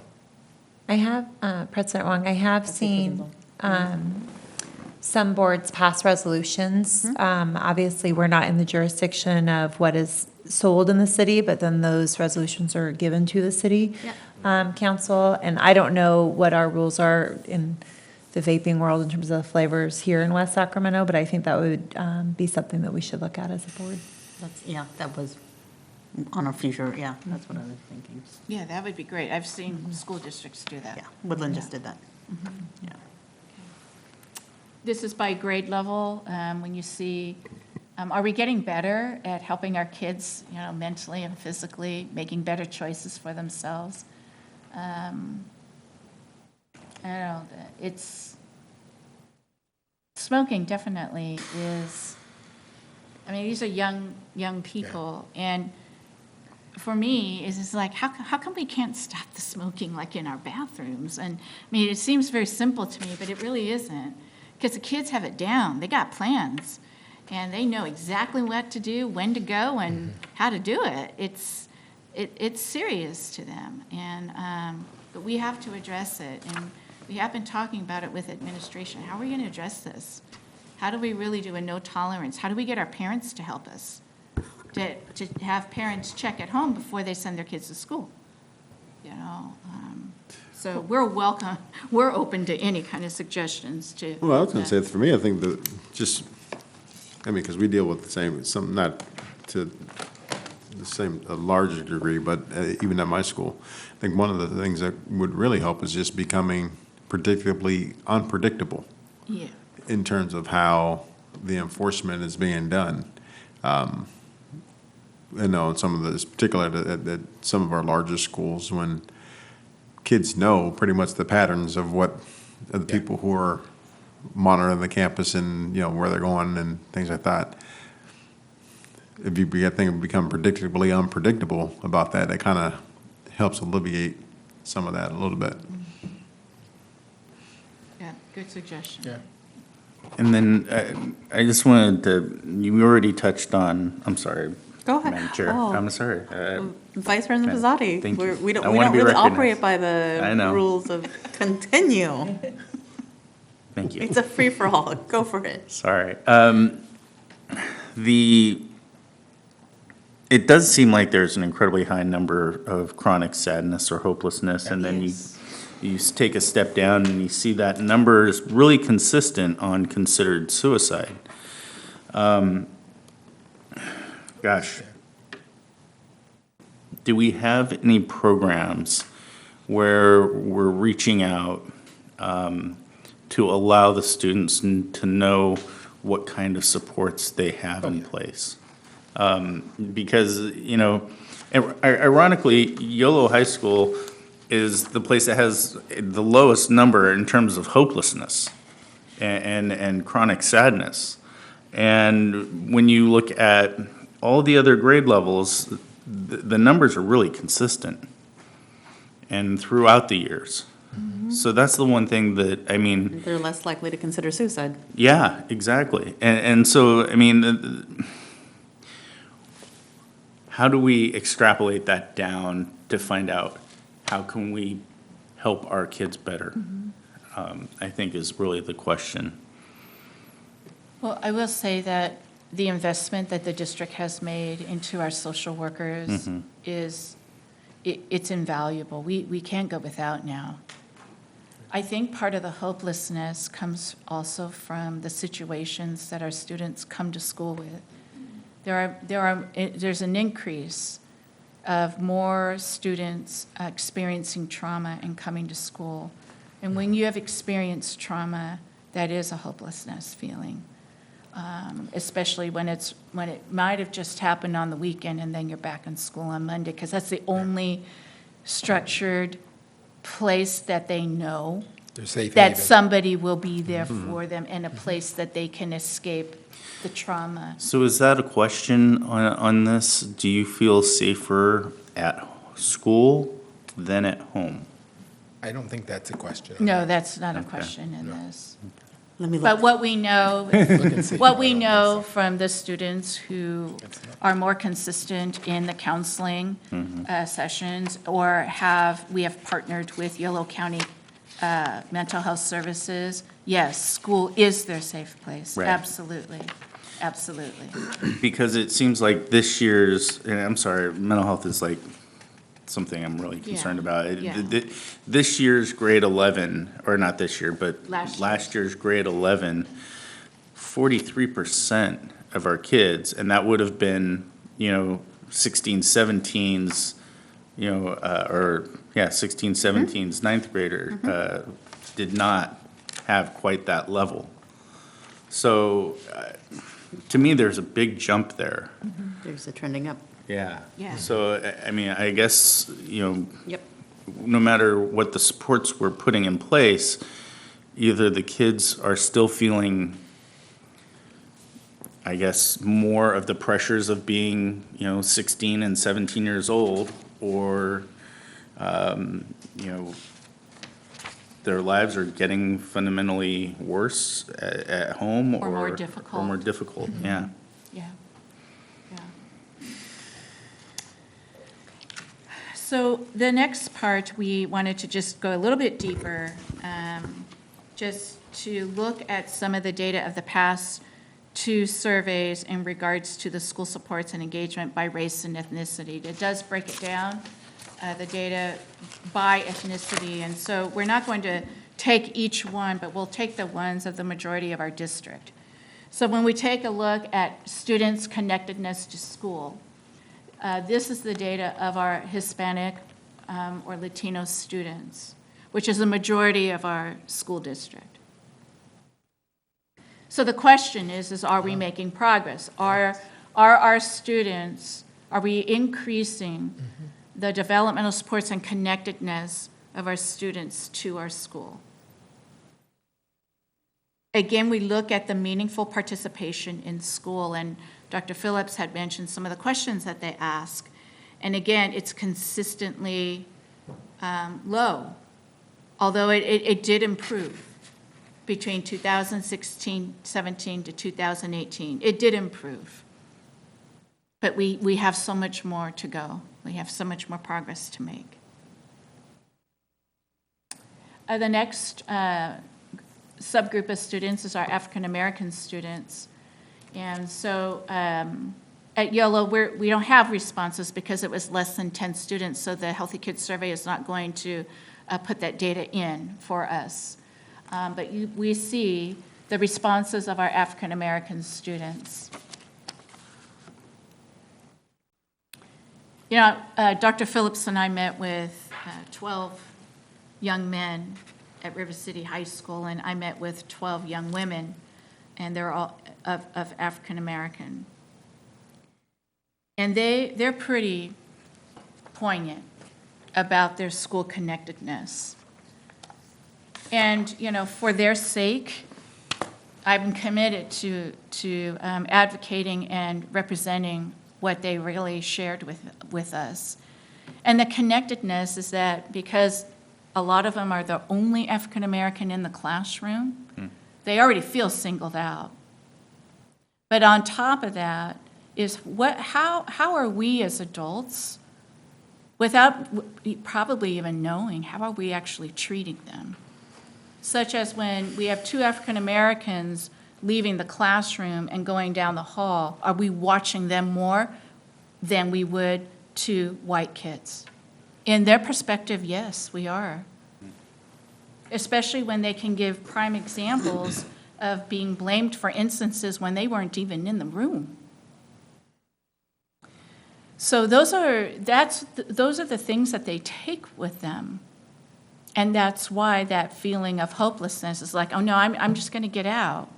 You know, I'm going to sit in the back because I'm the only African American. I'm going to sit in the back. I'm not going to make trouble because I'm going to graduate and I need to get to college. But here's the one thing I said, what is the one thing that connects you to school? And both groups said athletics. That's right. Athletics, and either the band or majorette or dance, the visual and performing arts. And one basketball young lady said, you know what, Miss Luna, doesn't really matter what happens in the other classes. As long as I know I get to play basketball and my grades are good, all that other stuff I can just ignore. The feeling of isolation, of being the only one, is perseverated by the interaction. And they said, we don't see ourselves here. They said, I've only had one African-American teacher, one. And they speak very highly of him because they feel connected.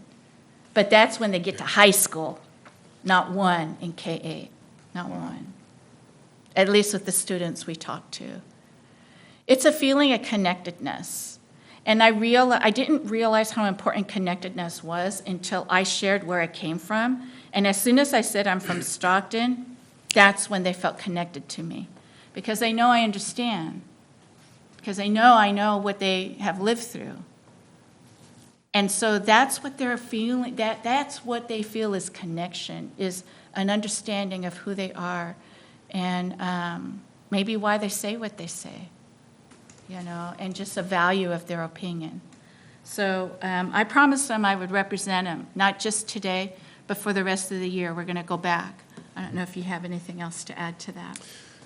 No, well, here's what I will add. As I looked at last year's survey, and I looked at the 7th, 9th, and 11th grade students across all the ethnicities, they had the lowest school connectedness out of all, you know, and it wasn't even close with a couple of the areas. For instance, our 7th graders had 34, school connectedness, 34%. The next highest is 55. For our 9th graders, they were actually, I will take that back, they were tied with, at 42% with American Indian and Alaskan Native. And our juniors were 36% school connectedness. The next highest was 43%. Oh. Is that? Oh. Yeah, and 2 years ago, in the 16, 17, only 12% of our juniors felt connected to school. Only 12. So are we improving? A little. But the gap is getting bigger. The disparity is getting bigger between our student subgroups. So I think we got work to do there, and that's why we're doing trainings. We need another kind of training. That's what my kids told me. They said, Miss Luna, you need to train the adults. You need training at all of our schools about cultural sensitivity of who we are as people, not just our Black students, but our Hispanic students. Who are we as people? And why do we have those important things that connect us to school? Because whatever those important things are, that's what should be in school. That's what we should be seeing in our learning. So they're pretty direct with me about what, you know, and they're right. We all need training. We really do. Well, I would like to say that I'm surprised, but I'm not. because, you know, I've thought about this a lot over the last few days, because when I pick my daughters up from their Crest from Crest on Tuesday, and we're walking across campus, and one of the doors to one of the classrooms at their school was open, and I just casually noticed that there was a black female in the classroom. I'm like, you guys have a black teacher on your campus? They're like, yeah, that's Miss So-and-so. I'm like, she the only one? Like, I don't know. I think so. They're in third grade. And then I thought about my experience, and I realized how fortunate I was as a young man going through school, and it was interesting because a friend of mine put a post on Facebook about a month and a half ago asking the question, at what age did you have your first black teacher? And for, I'd say, probably 90% of the people who responded, I never had one. Or I was in high school, or I was in college. Whereas for me, I was very lucky. My first one was kindergarten. No, I take that back. My first one was preschool, Mrs. Welch. My second one was in kindergarten, Mr. Britton. My third one was my first grade teacher, Mrs. Wood. My next one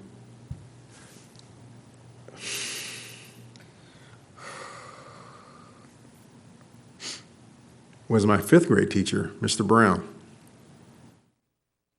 And then Mr. Piper in high school. And I never really put any thought to that until I started kind of going over the results, thinking about this, and how helpful that was for me. And then Coach Webb, my freshman year in high school, my freshman football coach, head coach, Coach Webb. How lucky I was to have had all those role models, not to mention the different principals that I had, Mrs. Osborne, that I had the opportunity to be able to see myself in different positions growing up in the education. And I never thought about how important that is, because to be honest with you, I kind of just took it for granted. Because even though those were my personal teachers, there were always one or two more on the campuses. And that's not the case today, because a lot of black students who do go off to college aren't going into education for numerous reasons. Either one, they don't see it as a viable career, the money's not that great, for whatever the reasons might be.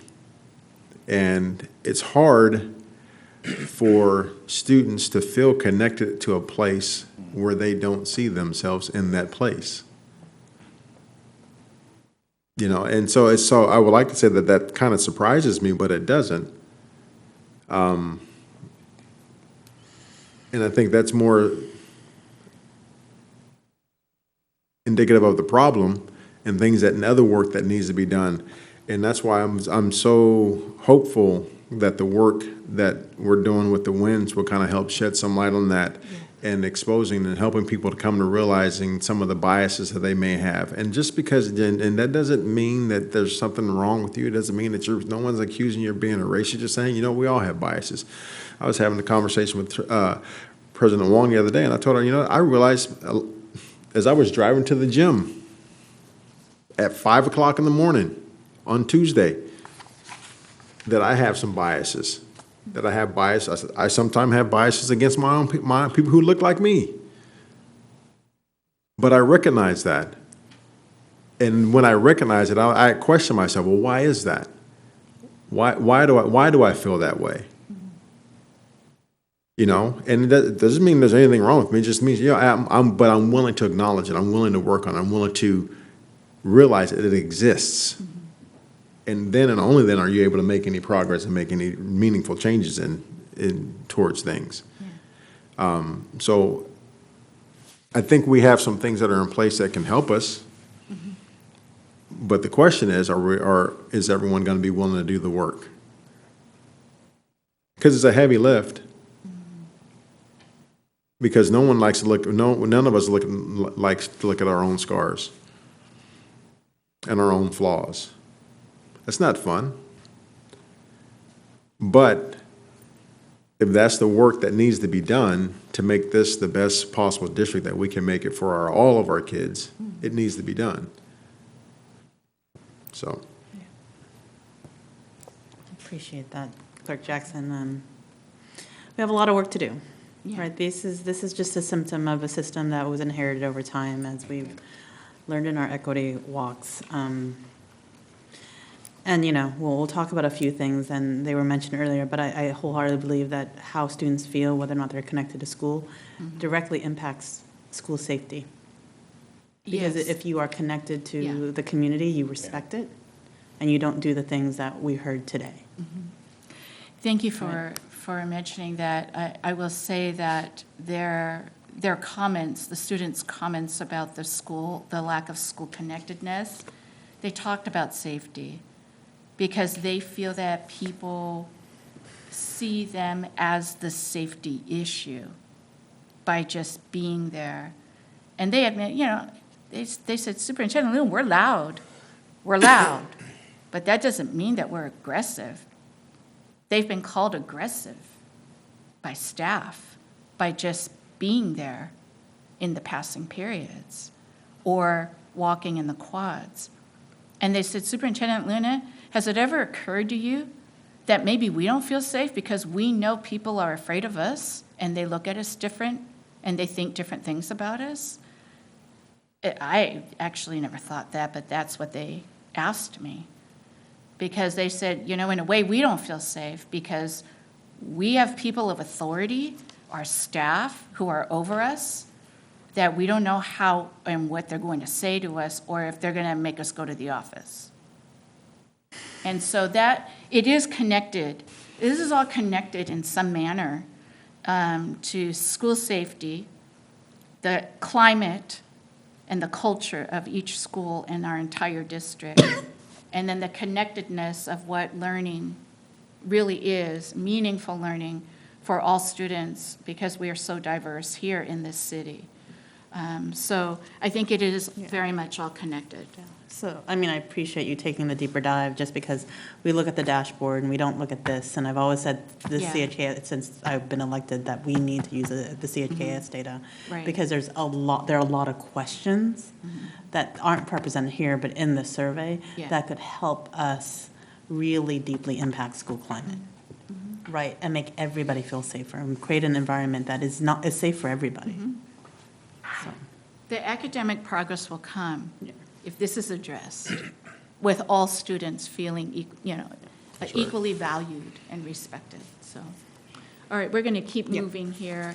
We also wanted to show a major subgroup in our district, which are our white students. And but you also see a similarity. It's like not all of our students are feeling connected. Not all of our students. Look at our juniors in terms of academic motivation in 2018-19. Again, it drops. See, so there's some, we have to really dig deep in here. To them, what is academic motivation, perhaps? And what would motivate them? And that would be meaningful for them. But they've doubled, the cohort doubled their motivation. From the previous, Still not But from 100%. 9th to 11th grade, it's... They went from 25 when they were 9th graders to 62 when they were 11th graders. That's Yeah. good. Like as a cohort model. Still not 100%, but Yeah. something, you bump them up 40%. Yeah. Right. And 38, when they were 38 to like the 7th graders of that year to 73%. So something's going right in academic motivation. Yeah, I do think that it is part of, the teachers have really worked hard to bring in the level of rigor needed and the new standards. They really have worked hard in that. So we just wanted to touch on the staff survey, and unfortunately, the staff survey was not given last year. So we only have these 2 years here of 2014-15 and 16-17. And you see the amount of participants. These are actual numbers, these are not percents. So these are numbers of how many responded. Can you remind the public how many is our total staff in K-12 and? For certificate, this is Right, certificated correct, staff. certificated. So it's about 400 total certificated staff, because administrators can also take this. Okay, so it's about 350. Oh, that's pretty, yeah, that's pretty significant, actually. Yeah. So the first one is about the student learning environment. So the staff is answering questions regarding the learning environment for students. So we'll just kind of take pause to just take a look at that very quickly.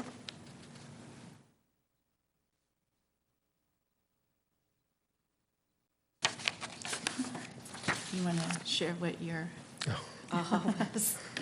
Was it on this one here? Yeah, it is, on believing, Oh, about believing in our students. oh, yes. Oh, because that's what this is about. What, no, is that in the next slide? Yeah, no, nearly all adults believe Oh, every student yes. can be a success. That was, you know, if you look at 2014, 15, that was the, Good Lord. and that was high school. Wow. 18% of our, But only 38% of our elementary. yes. We have very And low belief in our students. If you look at 16, 17, it wasn't much different. 18 to 20% high school, it dropped.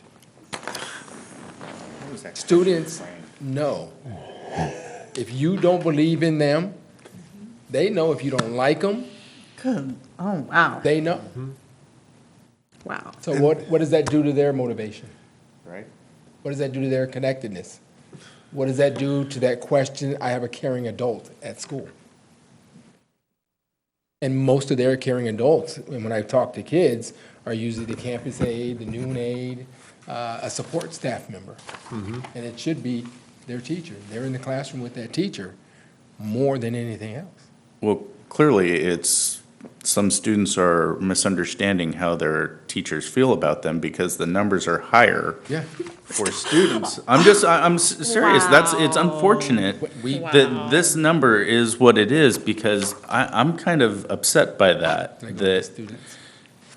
you know, a seventh grade staff person is only saying 35%, or 35% of the seventh grade staff feel like their kids, you know, sets high standards for academic performance. And also Or when you- nearly yeah. all students can be a success. I mean, that's horrible. That is absolutely horrible. Okay, so Clerk Jackson, I'm you have sorry. some reactions to this as as well. Yeah, just because I've been doing this for a long time in numerous capacities. And one thing I have never in the 20-some odd years that I've been in education, I have never met a parent who did not care about their child's education. I don't care how bad we may think the kid is, how horrible of a student we may think the kid is, I've never met a parent who did not care about their child's education. That's number one. The other thing that's very disturbing for me for this is the fact that, you know what, it has been proven time and time again. I've seen it firsthand, I've experienced it firsthand. The research shows, and if you've raised a child, you know this. Children will rise or fall to the level of expectations that you put in front of them. It's really just that simple. And so if I'm a student, I don't think that my teachers believe in me, for whatever reason, why am I going to try? Why? What's my motivation to do that? If you don't care about me, whereas if I raise the bar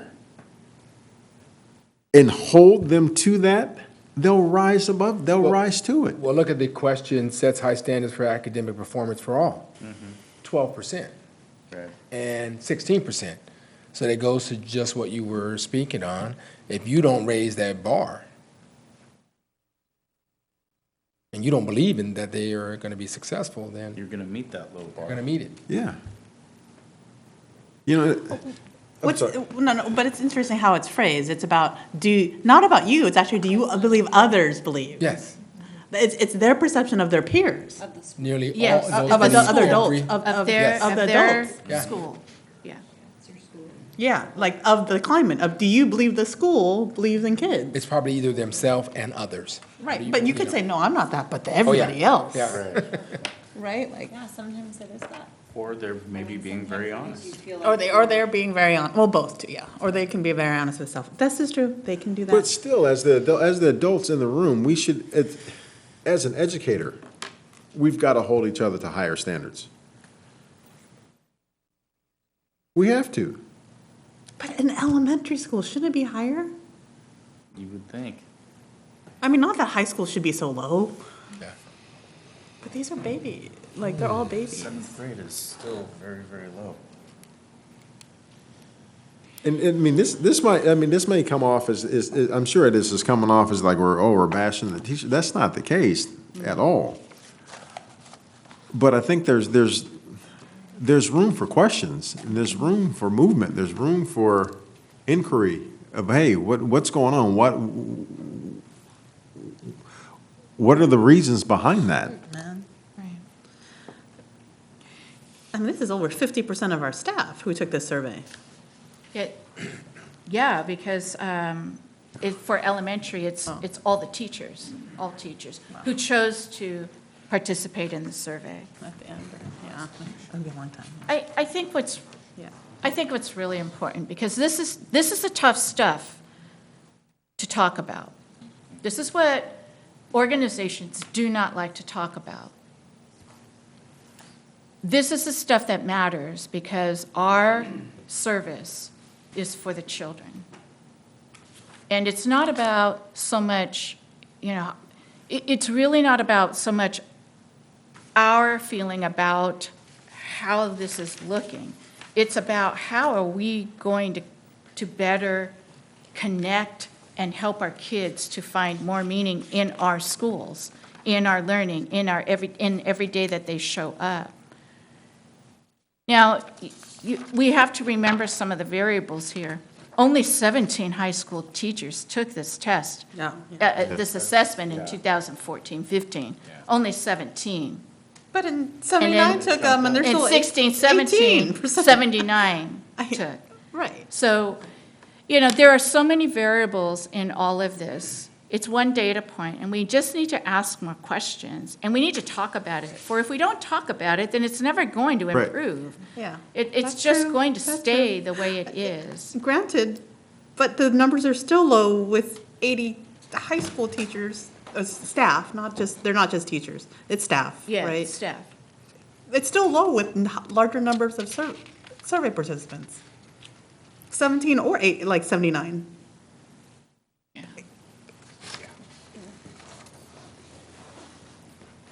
Okay, I'm going to leave that. Next slide. All Next right. slide. Yeah. Our next slide and is again, yeah. staff answered questions about the staff working environment, and these are the 3 areas that they answered in, about the actual environment of their own workplace. Now, I will say this, because Dr. Phillips is new to our district, we didn't have professional learning time together. There was no staff development required in these years. Teachers were not required to go to staff development. I remember my first year in 2015 that people were excited that we had 100 teachers attend staff development on a professional learning day. And I'm thinking, wait a minute, we have a lot more people than just 100, right? And so that's why we're different now. Our district is different. Our teachers have time to collaborate, and I've only heard positive things about that, that now they're working together. Now they're beginning to articulate together into their disciplines for middle school. What does high school expect middle school to accomplish and know? And now we're working together. But it's really indicative to, promoting trust and being supportive to one another as staff. It's tough when you don't have time structured to work together. Yeah. So. Interesting. The next one is on safety. So this is from the staff's perspective about, is it a safe place for staff? Is it a safe place for students? And then do we have enough sufficient resources to create the safe campus? So what I did was, because students were asked about safety at the campuses too. And so here in 2016-17, the staff's responses, elementary's the green, yellow is River City, and the blue is yellow. But look at the student responses. They feel safer. So it's a really, that's another question, because look at the difference. What is it that our staff is not feeling safe about? And yeah, I think and those are all questions that are worth a deeper dig too, because, to find out from our staff, hey, what is it that you need that you're not getting? Yeah. How can we make this a better place for you? Right. Right. To feel better, right? Yeah, to feel better, It's yeah. the perception of. Right. Right. Because a lot of times, as came up at the policy meeting, a lot of times the perception is that things aren't happening just because people don't know. Yeah, Right? that's true. And but it's worth the deeper dig too, because then we can find out from our staff, well, is it, do you need more resources? Do you need more training? What is it that you need in order for you to feel supported, in the different areas? So, I mean, just like with the kids, we need to find out from our staff what are the things it is that we need to do to help them as well. I mean, Right.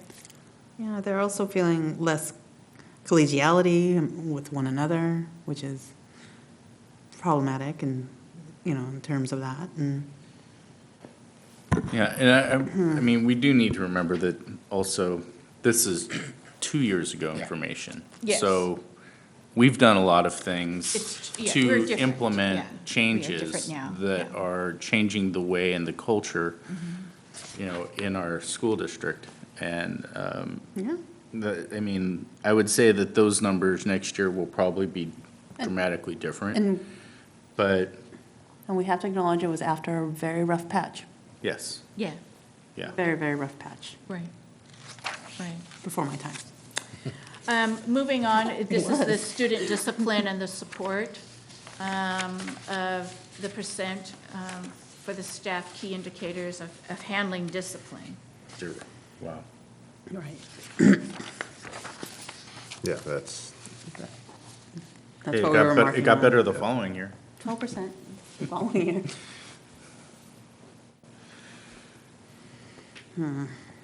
We just have to do better overall for everybody. Yeah. I really appreciate the comments that WSTA made about safety concerns. I do appreciate them. And really, there is no one answer, because it's not one person's responsibility. It's all of ours. It's collective. Students as well, as well as our adults. And times have changed. As Ms. Gibson had made in her comment, times have changed. We're not the same as we were when we went to school. If we're operating that way, no, that is a disconnect. Even from 5 years ago, times have changed.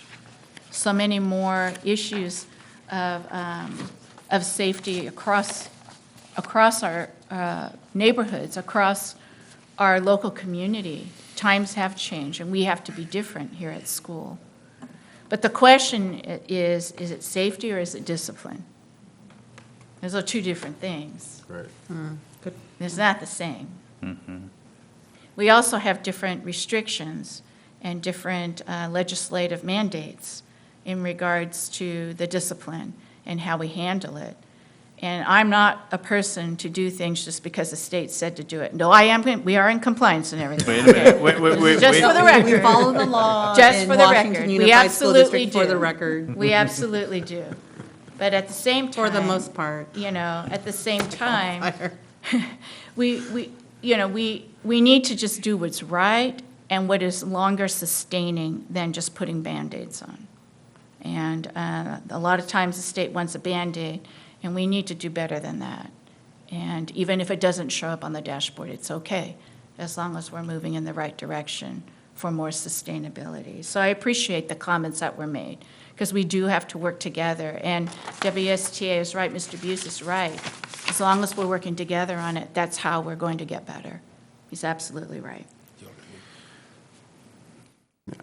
Yeah. Because I want to make sure that whatever that looks like, that we are providing our staff, with the support and the resources that they need, Right. in order to be effective at the jobs that we're asking them to do. And sometimes, that very well, that's going to look different from time to time. But we've got to make sure that we're giving them the resources and things that they need in order to be successful. Right, absolutely, absolutely. The last area is student behavior, and so you see the staff's response in terms of how students behave, are motivated, about their truancy, and also perhaps some substance abuse or substance use. So the students were also asked directly, like, have you come to school drunk? Have you come to school high? They perceive that they're gonna be So drunk the more staff's likely than they response are. on that, you see, and then the student's response of, actually, yes, I've done that. Okay, so I was hoping that wasn't the staff came to drunk. Norma's over there freaking out. I was like, wow, 53% came drunk? Wow. It's the perception and the assumption that our students. They got a bottle stashed under their desk, is that it? Thank you for that clarification. Brittany's like, oh, thank you very much. Yeah, for sure. It's the staff's response in regards to, yes, So our they've students. perceived or at least noticed. That 53% of River City High School staff believe in 2016-17, believe that our students have come to school drunk or high. And the response from our ninth grade students were 11% said, yes, I have.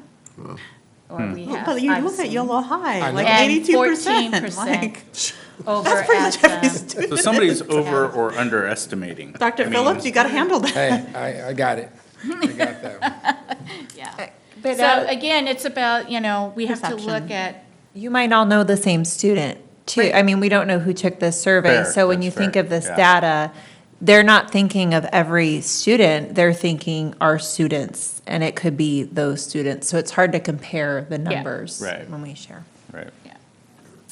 so, it's pretty heavy data here. I mean, I will admit, our district has not looked at Healthy Kids Survey or staff survey as a means to help us to get better. And under the conditions, school climate has been our goals together as the board, as the superintendent. We have invested in a lot of our social emotional supports for our students. We have invested a lot for even looking at discipline differently. It doesn't mean that we don't. It doesn't mean we don't suspend, because actually we have been suspending. But it just is different now because we have different guidelines. But all that to say is we have to look at some of these, not for the whole answer, it's a data point, but an important data point to have more conversations, because we never have. Yeah. We never have. And this is different. Like, we have lots of conversations about the dashboard, but this is different data. Yes, it's very that, different. I know that a lot of educators generally aren't trained in it, but it's such a robust Right. data set. Right. And I'm glad that we're having this conversation and we're looking into it. Before we have further conversation, Mr. Buse has a comment. Yes. Assuming that you're done with the presentation. Yes, we just had the next steps on that. Well, I just want to caution everybody to look at the data very carefully, because I looked at that last screen and it looked to me like I and my fellow staff members had shown up for school drunk or high. That's what I just thought. To the level of 53%, which sounded a little high to me. you have to look at it and consider that you're kind of asking how I, as I was there all those times as an elementary teacher. But you're asking me how I perceive what's going on in campus. It doesn't ask me about my own attitude or my own opinion very much. It's kind of you have to read it with great care to avoid getting the wrong impression. That's what I'm trying to say. Yeah. Thanks. I think, yeah, that's the point, is that it's a perception of your peers and the community, right? It's not yourself. Or to Vice President, it could be, if you're very honest. But, People got bottles in their desk drawers. right. Well, I mean, perception, as the going goes, is that oftentimes perception becomes reality. And if everybody's perceiving that, and the kids are perceiving what they're perceiving, it becomes actually a very volatile and unsafe place for most people, right? Like if that's the feeling and the perception, we should fix that. And again, wanting to dig deeper into, assuming that the staff survey also can be disaggregated by campus, maybe taking a deep kind of analysis of like, okay, where is this really happening? Where is this, where do we need to make the changes? And it might be across, of course, we'll do from where we sit, we want district-wide implementation of things, but being smart about, hey, maybe the hotspot's here, maybe it's this campus and not campus. So just looking at that data, as Mr. Buse said, more kind of intently about campuses. Absolutely. So our final thing is just what we're committed to implementing, and it's going to go under Dr. Phillips' purview on this. And I think that getting more information, having deeper conversations is just going to make us better. We're not pointing any fingers. We all have to do better. I have to do better as a superintendent. How do I help our district? This is what I'm asking myself. How does this happen? How is it that my students don't feel connected? And they've told me. Now, how do I help that? Yeah. How do I help that? How do I help my staff and make sure everybody feels supported? It's good questions for all of us. Yeah. So we are committed to getting better. I'm not sure if this is allowable, but can we set a goal for staff participation? Yeah, we're looking at 95% for. Or that's great for students. And we're But looking at for there staff wasn't as well. there wasn't one, there I isn't know, one but, for, yeah. yeah. I just And wanted to call that. families. How are we getting? I mentioned it earlier, but I mean, we need to work with WSTA on that, but I would imagine we want more robust data. Trustee Kirby Gonzalez. Thank you. Thinking about next steps, I don't often share my own professional pieces on this in terms of what I do, but I think that it's important as we look at how we dig down. So I'm just going to share what I do. I'm on a PBIS team. We, at our school site, dig into all this data. We print off every single question. We go through all of it as a PBIS team. Then we go through the fifth graders. And then what we do is we create student-friendly questions to give to not our kindergartners, but our first graders and up, and our buddy older kids help the younger kids take it. So just some student-friendly ones in areas that are concerns. I run student council. I then take some of these to my student council kids, and they go through it as well.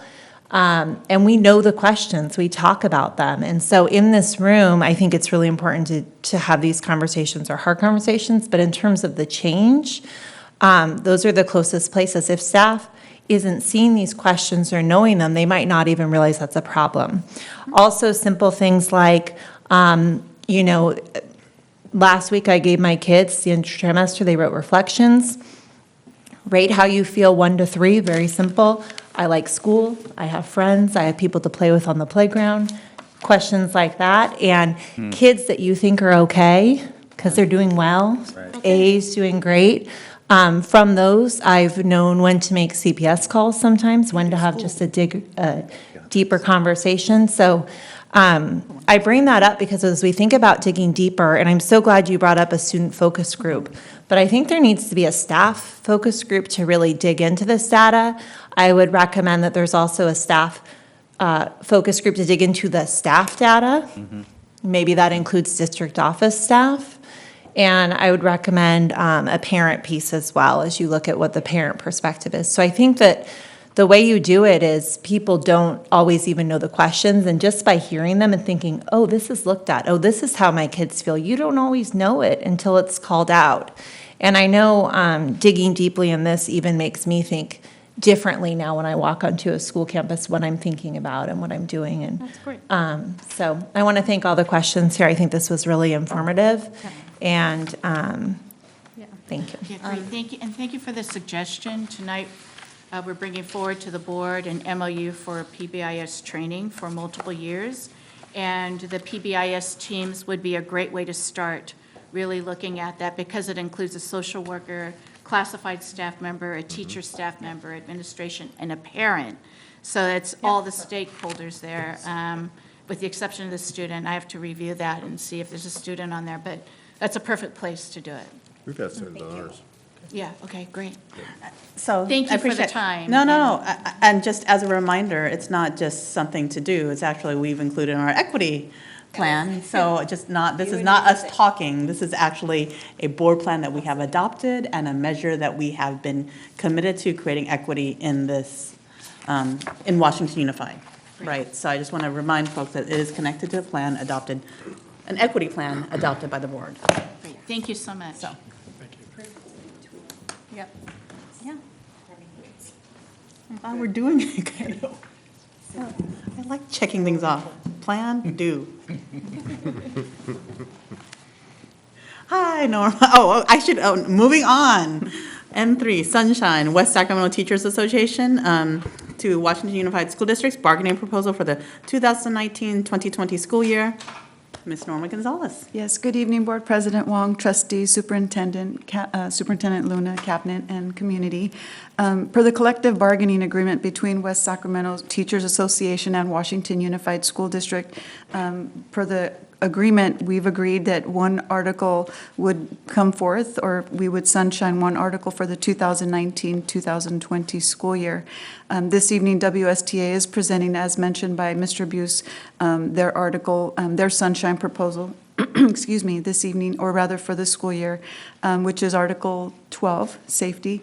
And this comes to you as information. Several discussion points have been brought up already, and I look forward to bargaining. I realize that there are some areas that we do need to work collaboratively with them. So that is and actually want to take this moment to thank Mr. Buse and also the leaders of WSTA, because as things come up, they've been very responsive both ways. I try to be responsive to their, we try to be responsive, but at the same token, we realize that we have some work to do, as has been mentioned. Any questions? Any discussion or questions on the sunshine?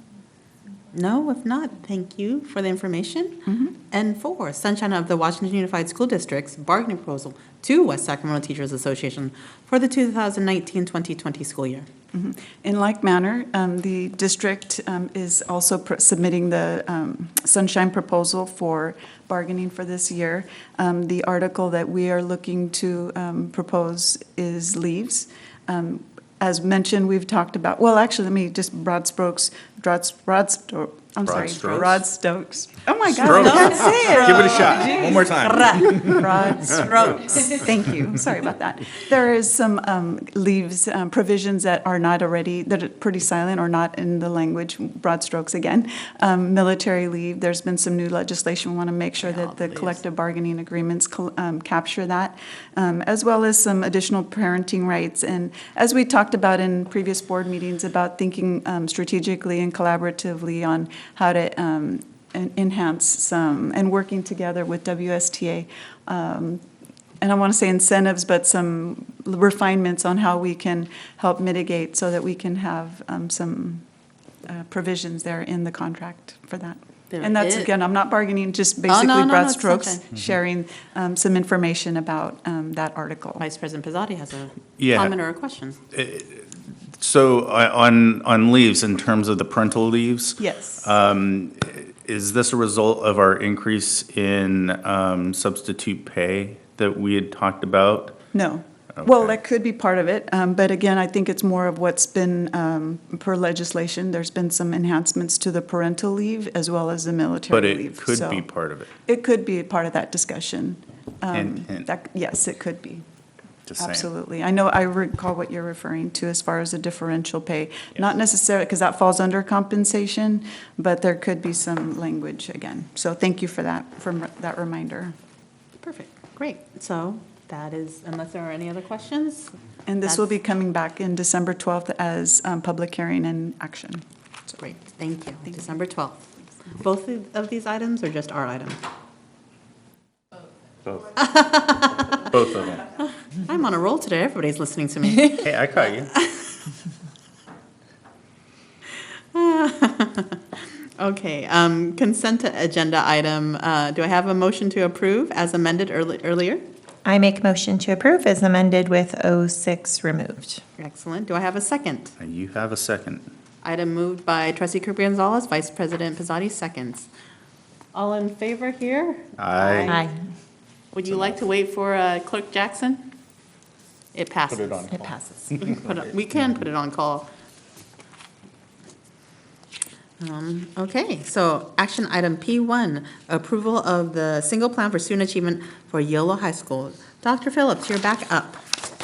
Where is he? Is everybody just, I really am on a roll here.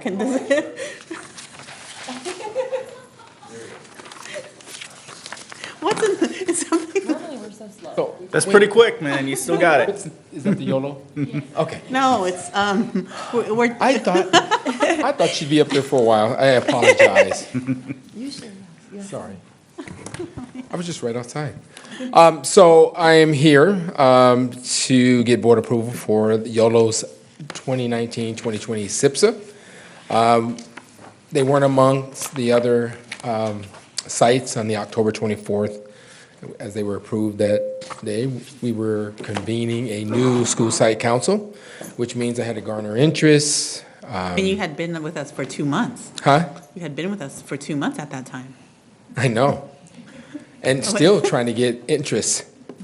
And we had to hold elections and what have you. And so there's only one caveat or one change or amendment with the graduation metrics and indicator and outcomes.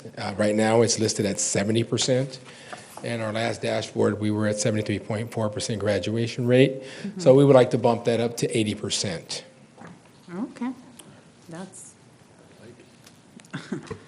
Would you like to say that? Clerk Jackson approves of the 80% goal. Any other questions about the SIPSA? I just have a brief question. Since you're new to the campus, was there anything that stood out to you? Any big changes from last time, or? In terms of just in terms of a new lens when you came in? Oh, well, I mean, like I said, I'm not still new. I've been here obviously 14 weeks in. I think for me, 3 months. Yeah, 3 months. I think for me, it's about ensuring that our curriculum is aligned to River City. I am looking at the lens that our kids come to Yolo High School expecting just to stay.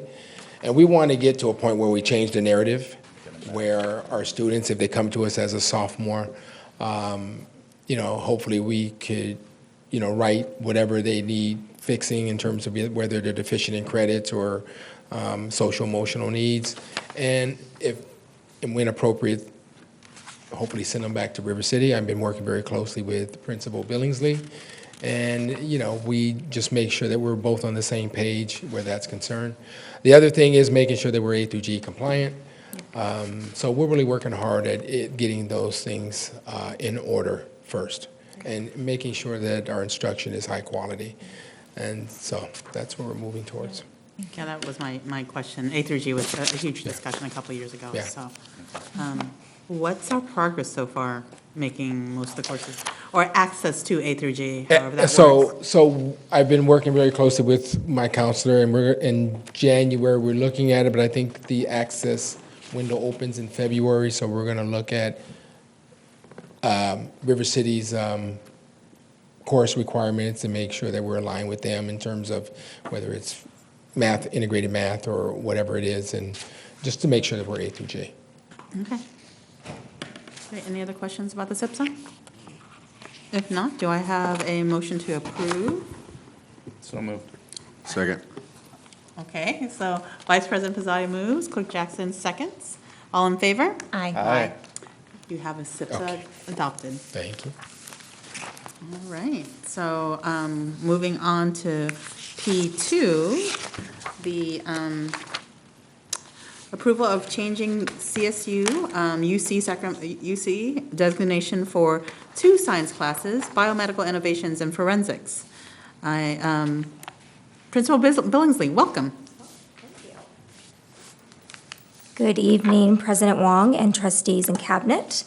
I actually have 2 of our teachers here tonight that are going to speak to the math courses as well as the science courses. But I first, if you don't mind, I have the AP World History course that I will speak to first, if that's okay. So we right Oh, wait, now. so you want to take P4 before P2? Is that okay?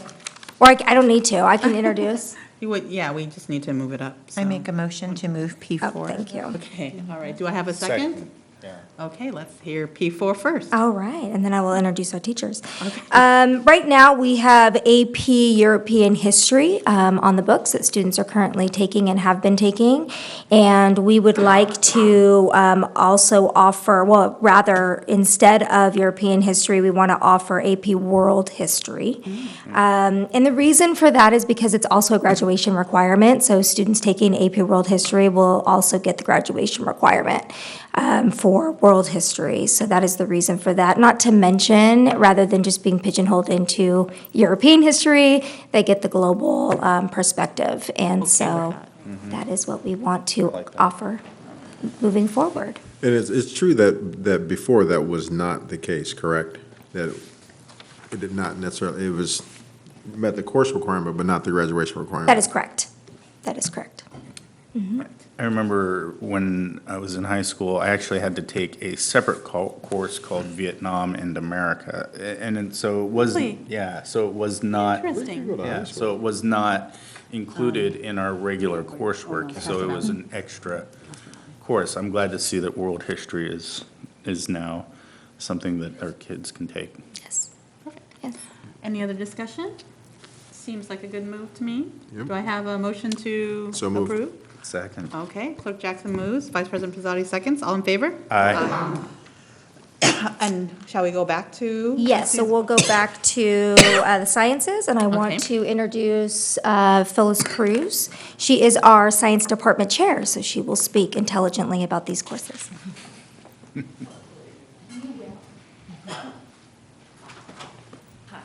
We just would like to redesignate 2 classes.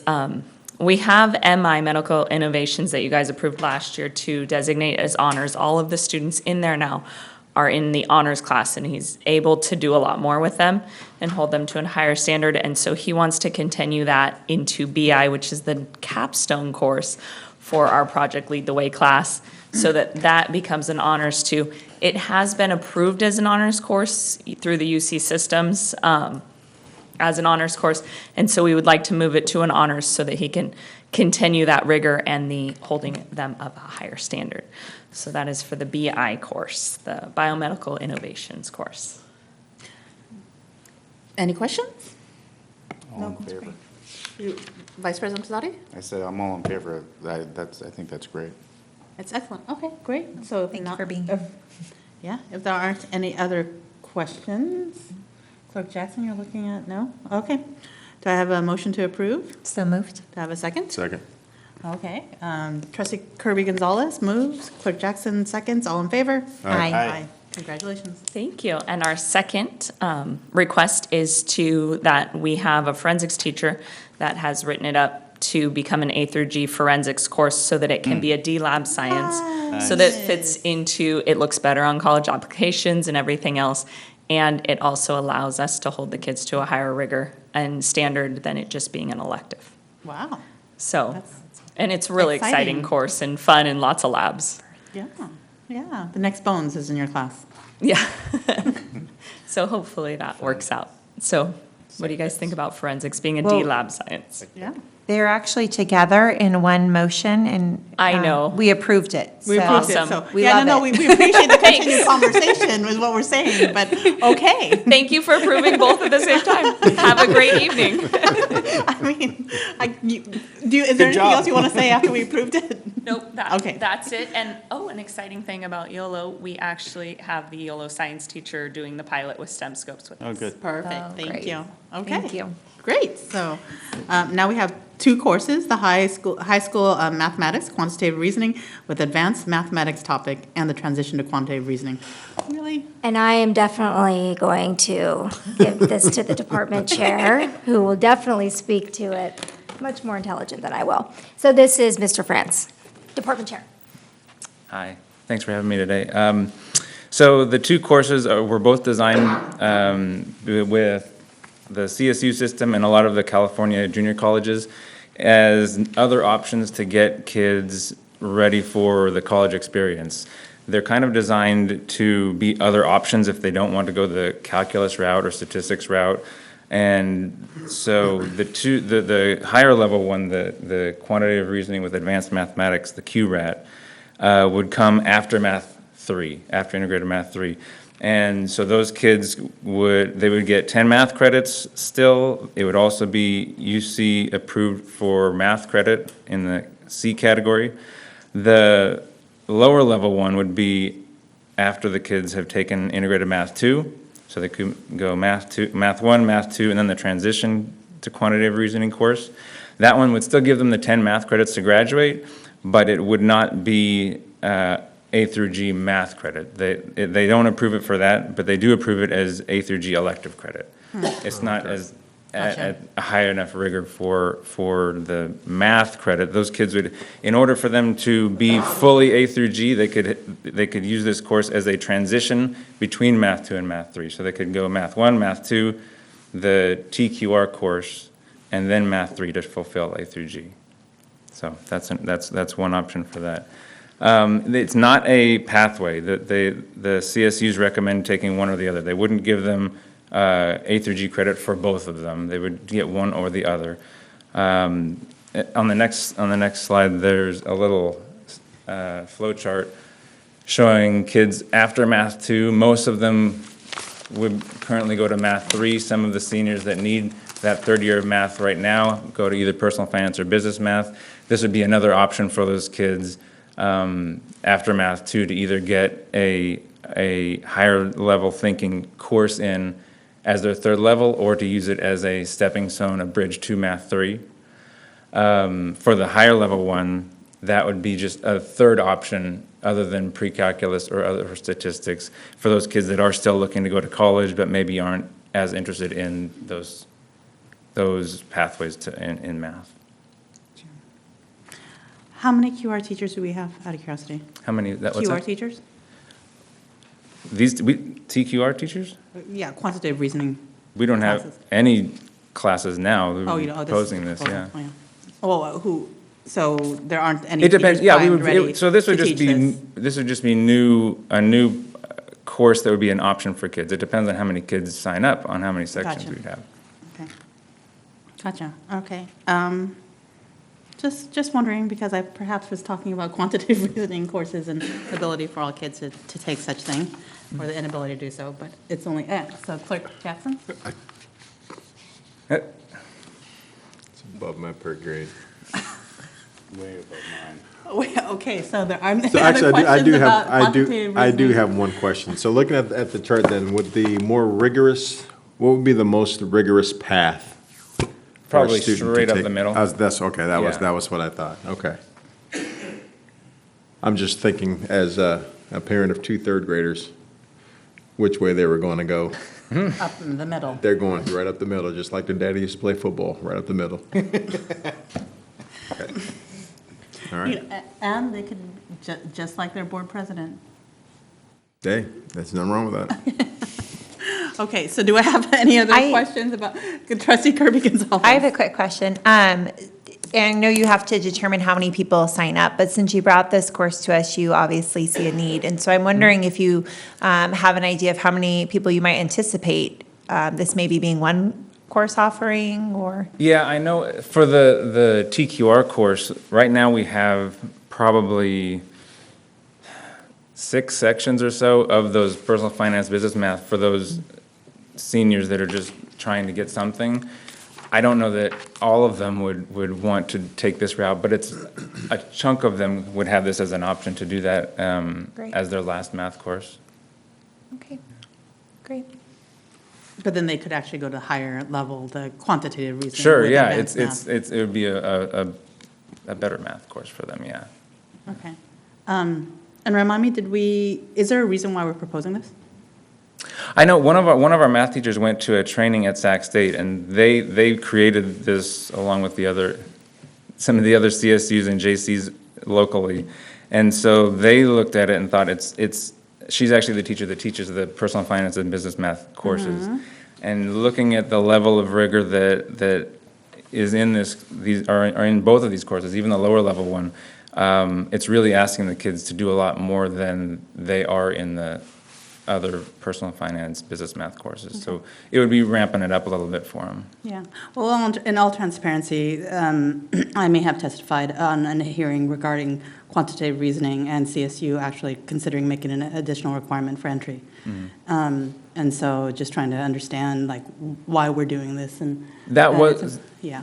I'm sorry. One of the CSUS representatives came or was asked to come and talk to us from the teacher that went to the training, and did put that out there that is something that was being talked about as a possible requirement, but that it wasn't at the time that she came. It wasn't anything official or near official yet. So this was just something that the courses looked interesting. They looked like something we could use, whether or not it becomes official at some point as a graduate or as a entrance requirement. But yeah, it just looked like some courses that were interesting, could get the kids thinking a little bit more than they do in the other lower options as a third. So you're saying the personal finances Right. or business math is not as much thinking as the transition to no, quantitative it's reasoning? not as much. It wouldn't have as much rigor. This would have more rigor than those two, yeah. Okay. I mean, we'll see who's interested, but I just wanted to be transparent with that, and I think there's just a lot of questions in the K-12 world about quantitative reasoning proposals and increasing requirements that would be higher than you see from the CSU system. But I'm fine, I mean, continue. I'm supportive of That's giving the fine, yeah. options for them Yeah. to sign up. Now, on the block scheduling that we're on, are these then, how long, are these just semester classes, or are yeah. they so you're? Just one term, yeah. Okay. Okay. Any other questions? All right, so do I have a motion to approve? So moved. I'll second. Okay, Clerk Jackson moves, Trustee Crumislaw seconds, all in favor? Aye. It's passed, thanks. Thank you. All right, so moving on to the MOU between Washington Unified School District and Yolo County Office of Education, PBIS. Superintendent Luna.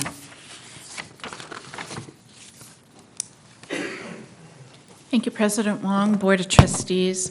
Tonight, we're bringing forward an MOU working with Placer County Office of Education and our Yolo County Office of Education for a 3-year period for the PBIS training.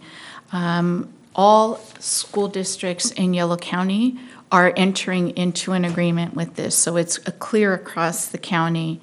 Now, we do have schools that are a little bit more ahead than others in our own district.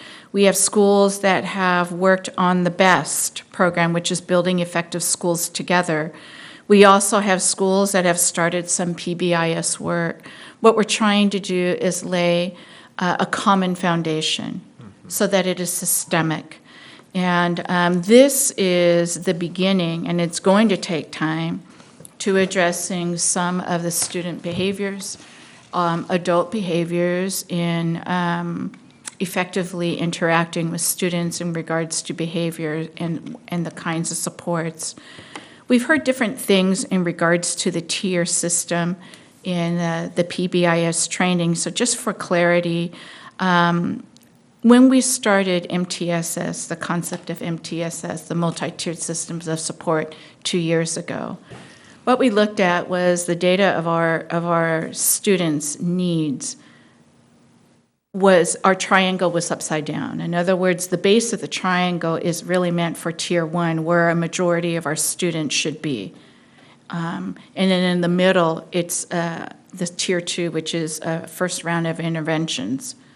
And then the top of the triangle should be only like a 5% of our student population where they're the most needy. Well, 2 years ago, it was the other way around. And that was really symptomatic of the lack of supports that were in place in our district in a system-wide approach to helping support our students, helping to support our staff.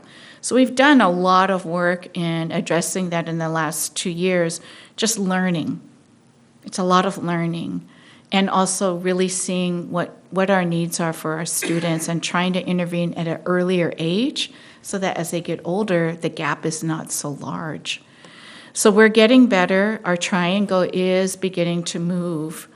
But we need a systemic-wide training and foundation of strategies and beliefs and understanding on how to make it a positive environment for our students as we change behaviors, help students to make better choices. So that being said, it is a trainer model. It is the Placer County model, and they are doing the trainer of trainers first.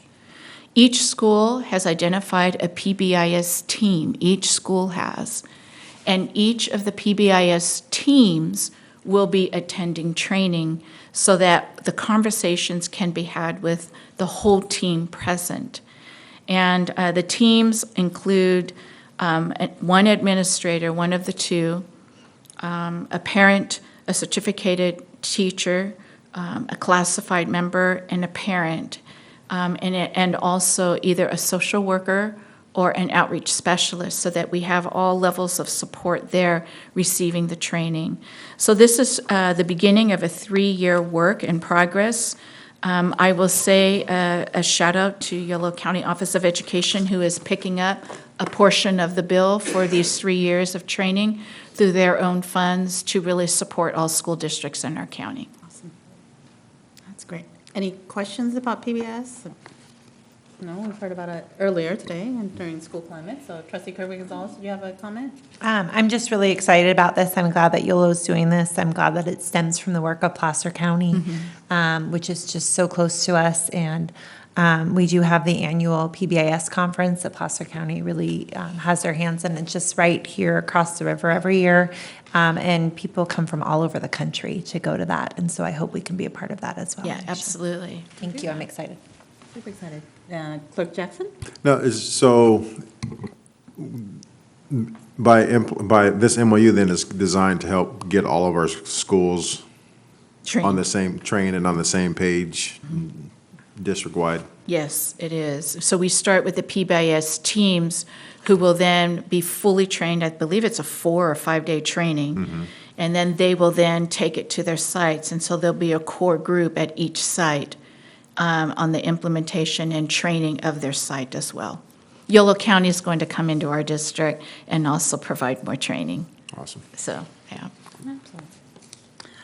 Great. Any other questions? No? Thank you. Also, for transparency, also in our equity, I believe, equity plan. And so again, I like it when we plan, we set up and we check. So plan, check, done. So now the hard work begins. Now the hard work begins. Yeah. So, I appreciate us sitting at this level and seeing that kind of that bird's eye view of what we should be doing for our communities here. So I appreciate you all doing that. Great. All right. Do I have a motion? So Vice President Pizzotti moves. Do I have a second? Second. Clerk Jackson seconds. All in favor? Aye. Aye. You have your.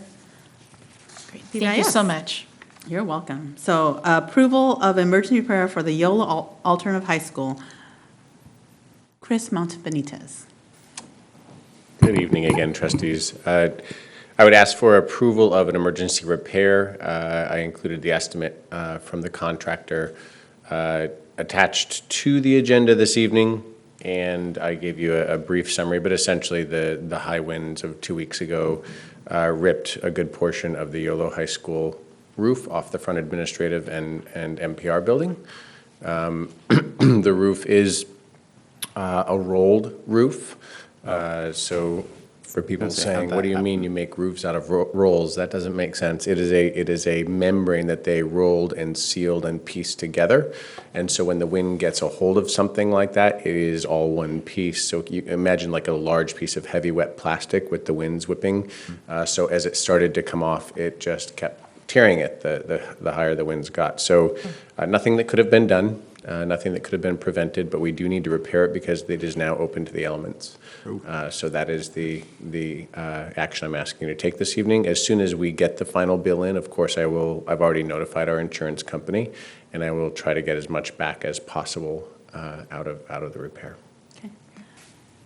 Vice President Pizzotti? Yeah, was there any other, I guess, structural damage to the roof other than the top of the roof being taken off? Because underlying that is wood, and then underlying that is trusses. So, correct.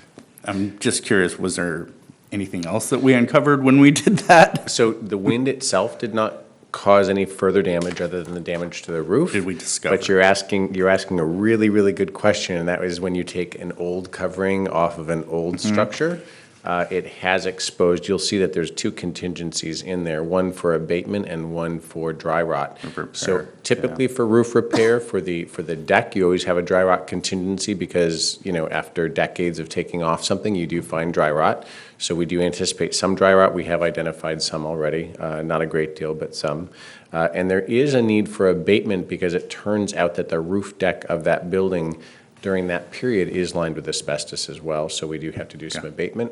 Even though it's a roof, you'd say, well, what are you doing? Well, there's actually asbestos, not friable, but asbestos, which means that when it's disturbed, we have to abate it. So there's two contingencies of $10,000 each in there for that. The other concern that we did see when we were on the roof is that if you look at the front of YOLO, so this might be coming to you at a future meeting, we're trying to evaluate it right now. But to your question, there was an architectural feature put in the front of YOLO. So if you look at the front entrance where the administrative building is versus the MPR, there's exposed trusses, which were very popular in the 1950s and late 40s when that structure was built. It was put there for architectural interest.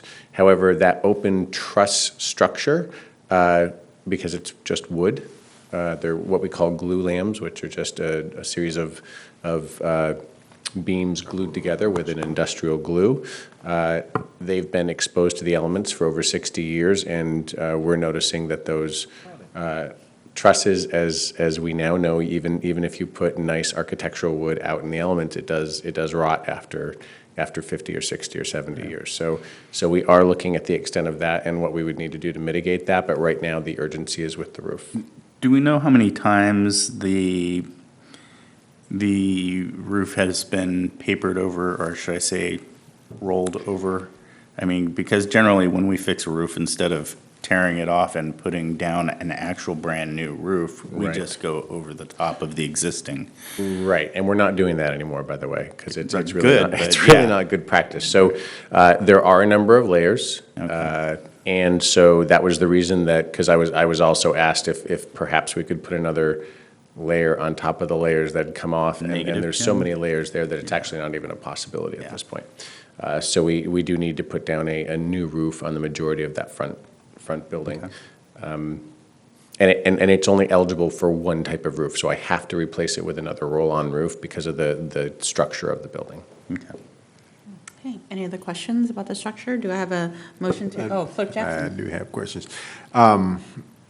My question is, I looked at the bid earlier and I kind of was like a little bit of a sticker shock. So is this the only bid that we got for this repair? For the repairs? So for the urgency that we need of this type of roof. So there's actually not a lot of folks that do this type of roof in an industrial application anymore. Most roofs, if we were to build a new roof right now, we would be looking for a steel roof because we now know with how we're building buildings that lasts a lot longer. So for example, the Southport administrative roof that we've talked about needing to replace. We'll be replacing that in the estimate that we talked about last year and set aside money. That is for a new steel roof versus the asphalt shingle. And so we'll get about 50 years of life out of that roof. The type of roof that we can put on YOLO, there's only one option, and that is the roll-on membrane roof, because that's the way the building was actually built to hold that type of roof. For me to put on a different roof would mean having to actually replace the entire substructure of the roof with a high enough pitch and grade and underlayment so that I would have another option. Because it is, if you look at it, it is a curved roof and specifically designed for a membrane. So part of the sticker shock comes from that. Now, the other thing is, though, that $92,000 estimate is actually a huge roof. We're actually getting a lot of roof for that money. So to me, that actually was surprisingly low for the type of roof that we're getting. But So we only have, this is the only bid that we got for the repair? yes. Is it just because of the timeliness of the issue? Is it Yeah, it's the only company I could find that could get it done quickly. The roof's already been exposed, the beams have already been exposed for 2 weeks. I'm worrying about rain. We do not have an emergency cover on it. We can't find one large enough. So that's really the pressure that we have. in lies my last question is, so would this repair will we be able to get this done before, hopefully before the rain starts? They are standing by pending tonight's approval. Yep. So they're ready to go to work, what, Monday? Yeah, typically I'd be able to authorize an emergency repair. There is the authority to allow me to do that. However, it's a large enough expenditure that I wanted to bring it to you first. Compared to some roofs, I mean, so look at the size of that administrative building and 92,000. Now compare it to the $700,000 estimate to put the steel roof on Southport. It's actually quite a nice estimate. All right. So, thank you. Yeah, sure. Any other questions? Do I have a motion to So approve? moved. Clerk Jackson moves. Do I have a second? Second. Vice President Still has seconds. All in favor? Aye. You get your roof, Thank you. membrane and all. It's exciting. Thank you. All right, moving on to board governance, Q1, annual organizational meeting commencement date, determination, decisions. Thank you, President Wong. Yes, the board must consider which date they would like to hold the reorganizational meeting. The law changed this past year in regards to the 15-day window for governing boards to determine their annual reorganization. It was changed to start on December 13th. Now, what all school districts in California are looking at is that they have to have an annual reorganization like during the third week in December, right before winter break, which is what we're looking at. So we currently have our regularly scheduled meeting on December 12th, which is normally when we would do this. And the annual reorganization is when the board will determine who will serve as president, vice president, and clerk of 2020, and also who will serve on what committees for the board. Normally, that would be December 12th. The law changed that it starts after December 13th and must be completed by December 27th. So, I know. Advocate. I would agree. They didn't ask my opinion, so.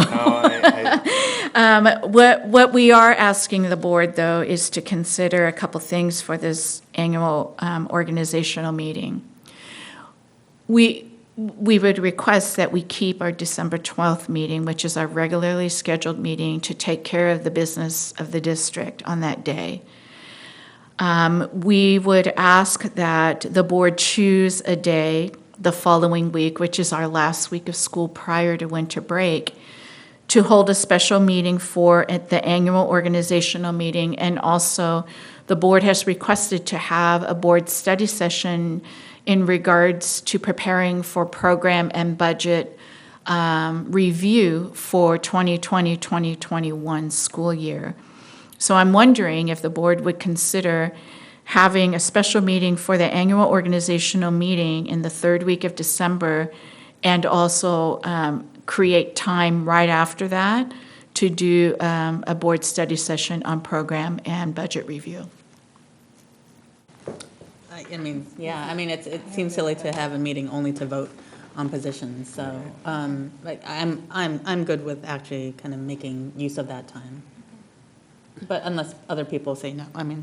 No, that makes sense. Okay, that's Is the there, my only question, I guess there is, since you're proposing it, but time for, since we've done some of those study sessions in January, so I assume that staff would be fully prepared to do the budget meeting and give us all that information if we did it here? We're working on it. I think what I have suggested to my staff is that we review program and provide board data of our programs, Okay. which will include the expenditures to date of this school year and what we project to see for the following year. You will have already received the first interim budget and approve that at the December 12th board meeting. So you'll have a look of the first interim already before having a discussion. You will need another study session in regards to programming and budget, because having the first one, you're just going to be looking at how many of our students are actually participating in the programs that we're investing in. How do we know that it's effective and actually working? What's our data to say that? Are we doing too much?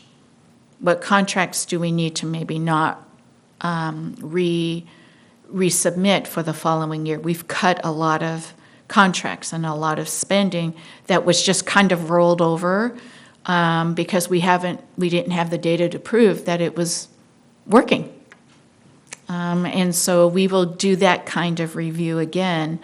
We won't have every answer, but we want the board to at least start looking at numbers, particularly on the programs that were identified in your equity network goals that the board had approved. You put specific programs such as AVID, which we spend that hundreds of thousands of dollars on, and it's a great investment, but I can say that.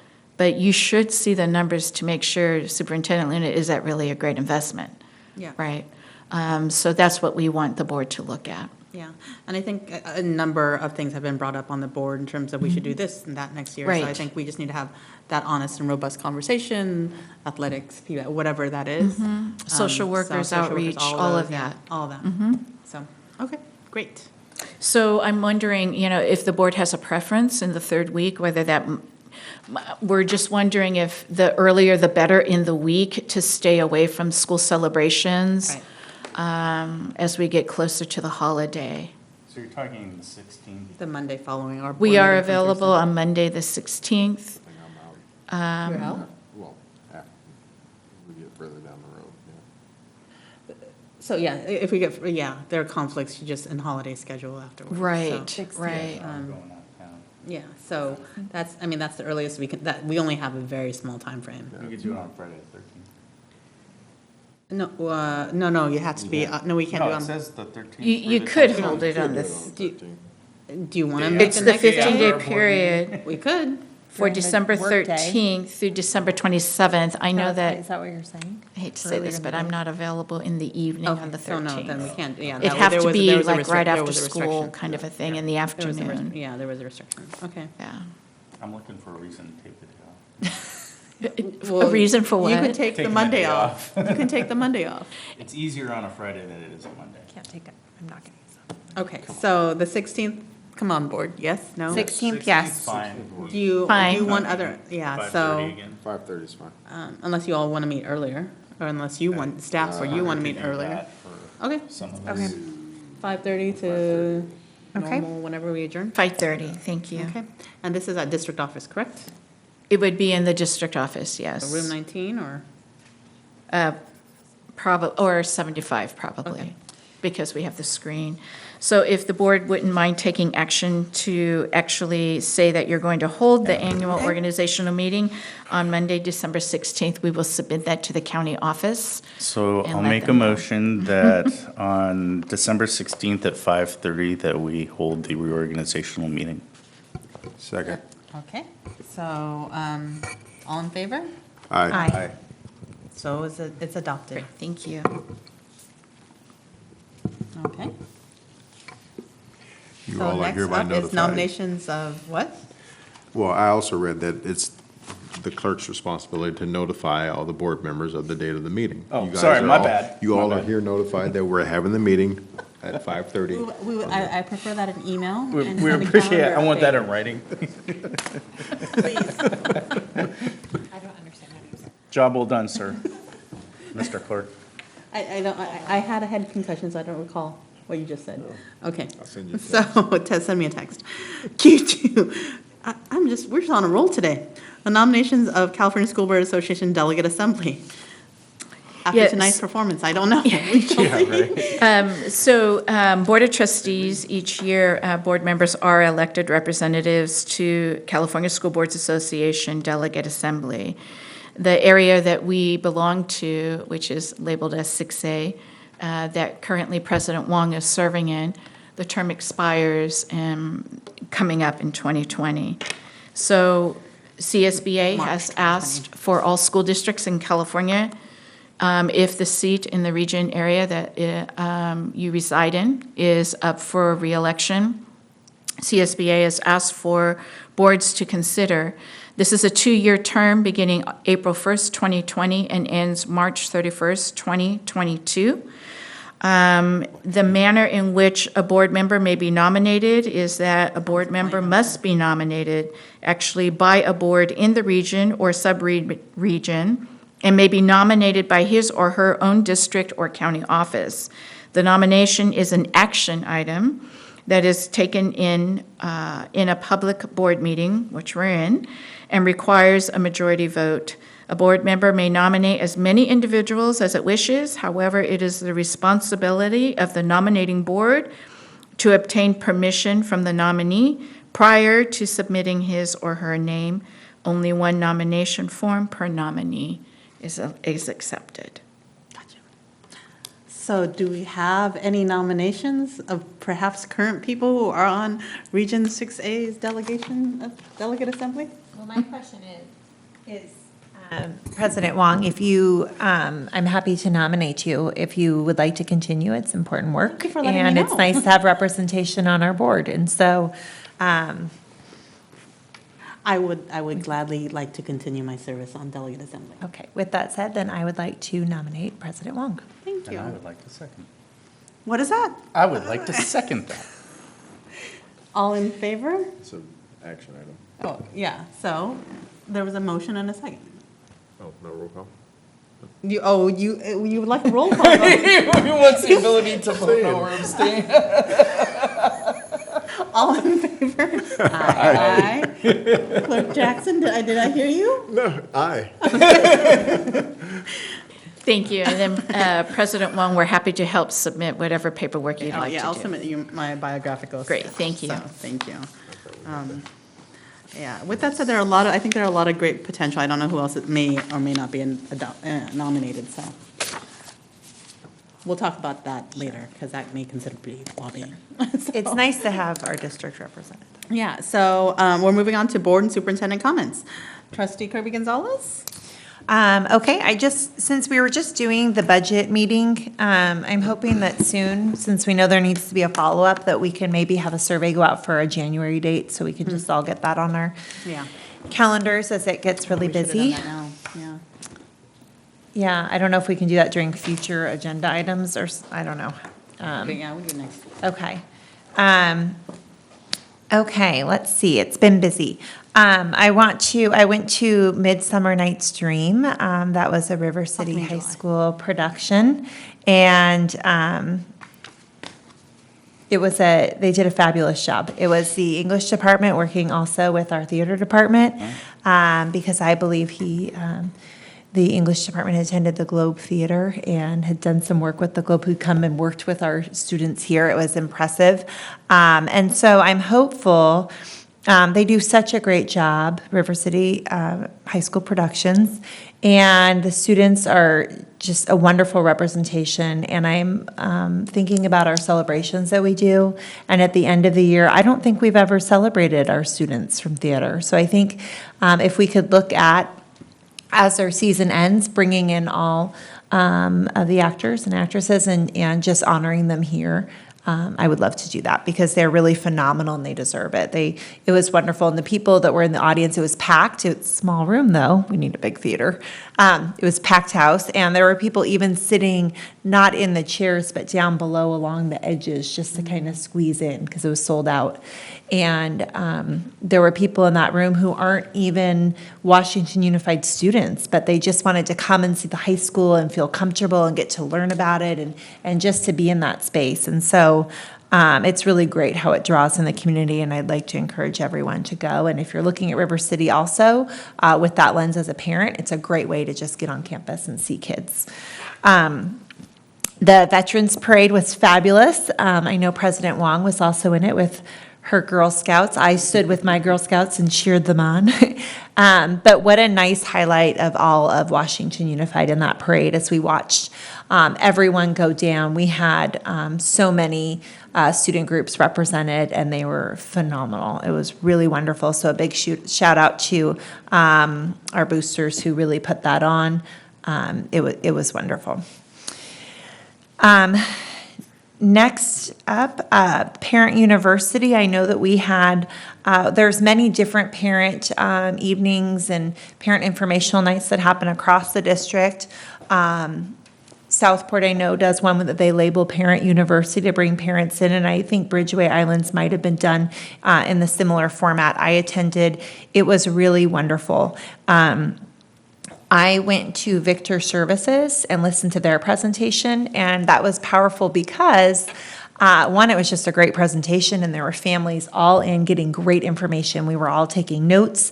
People were getting information that they thought, wow, this helps me even as an adult deal with my stress or my anxiety, whatever it might be, as well as helping me to be a better parent and deal with my child's stress. And knowing that we've worked together with the county to bring in Victor Services, it's just really rewarding to then see the things that come before us in this room in action, doing good things for kids. And the counselors were there as well that run groups for kids, run lots of different small groups, whatever it might be on skill-based needs for our students. So that was very well done. They're looking to do another one, I believe, in February, and those are open to the entire district, not just school site. And I don't know if there are ways that we can do more to share those out when there are parent informational nights like that, that would help every school. But I think that it would be really beneficial if we could promote those more, because I think that the information shared was one that many parents would like to have access to. I also met with a current substitute teacher in our district, and I'm so excited that tonight we approved so many more to come on, and parents too. I see them out there as crossing guards and everything else as they are helping to volunteer. To be paid, to be to then get on staff with us, get paid for it, but to fill in as subs, because there's so many roles that our community can help fill when there is a space. The crossing guard isn't here today, but they can just step in. And so thank you to the community. And it reminded me as we thought about this survey and we went through these surveys, our kids, we are all committed. Our kids have to feel good and safe at school. They just do. Our staff members have to feel good at school. We need to do everything in our power to make these things happen. And our visiting teachers need to, and our classified staff that's stepping in as well. Everyone who's coming on to serve, especially in those substitute roles that are so hard, needs to really feel welcomed and appreciated. And I think that that's a place that we can continue to improve as well. And I want to thank Clerk Jackson for going to the Curriculum Council meeting, and I appreciated all the curriculum that came before us tonight. I was not able to attend that meeting, and so thank you for being in that space and doing that work. I appreciated it. And then also I went to Riverbank and I went to Stonegate, had great meetings there, saw great things happening with kids. I do want to give a shout out to our physical education teacher, Miss Mendenhall at Stonegate, because she was running a boys group as well to mentor other kids. And so she was working to train the older students to be mentors then for the others. And I got to see that in action. It was really impressive. Something that wasn't on my radar with physical education, but I'm sure is on many others, is that next year the minutes are going to increase in terms of where they are. And the unintended consequence of that is, what does that look like for the teachers?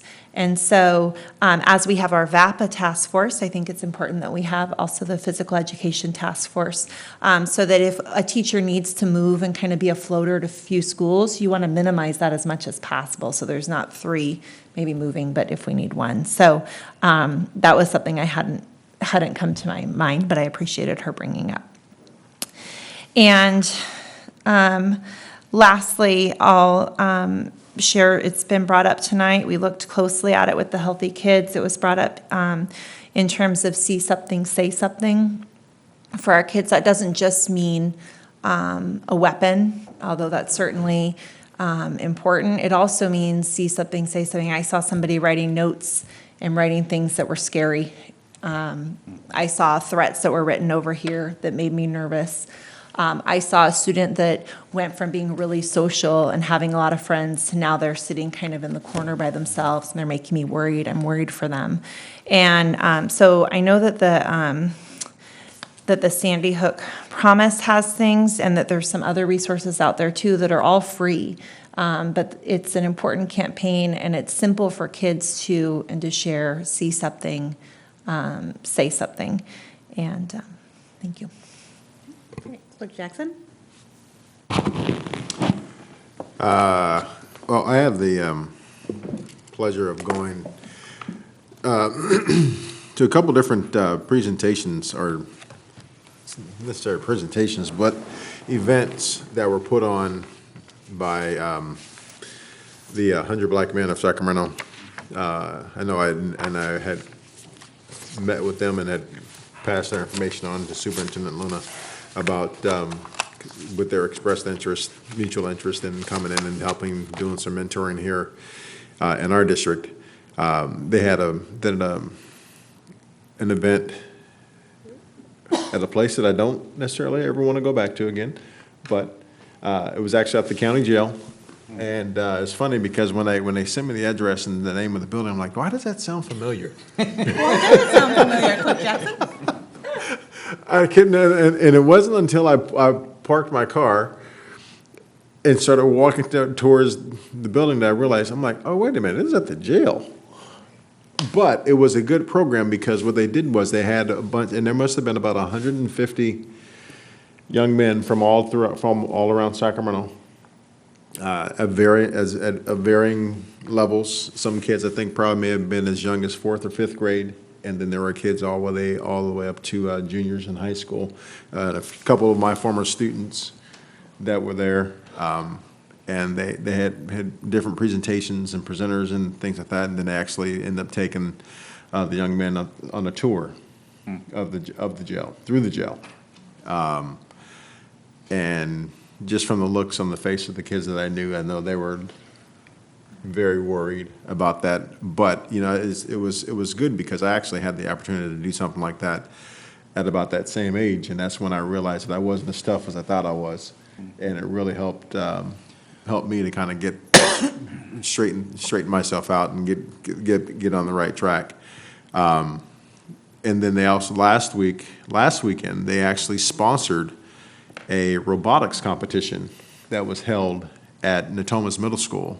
And it was pretty doggone impressive. They put it together, and they had teams from all over Sacramento that came and competed in this robotics competition. They also had another side presentation that they put together. One of the groups that I saw there, they actually put together a solution for the homeless problem in Sacramento by utilizing, and they built a couple of scale models of the use of storage containers, old storage containers that could be used to help fix the homeless population. When I asked them, well, why did you guys choose storage containers? They said, well, they actually turned out to be that they looked at using something like a tough shed, and they said those were actually too expensive, and it would be cheaper to use old storage containers because they cost less.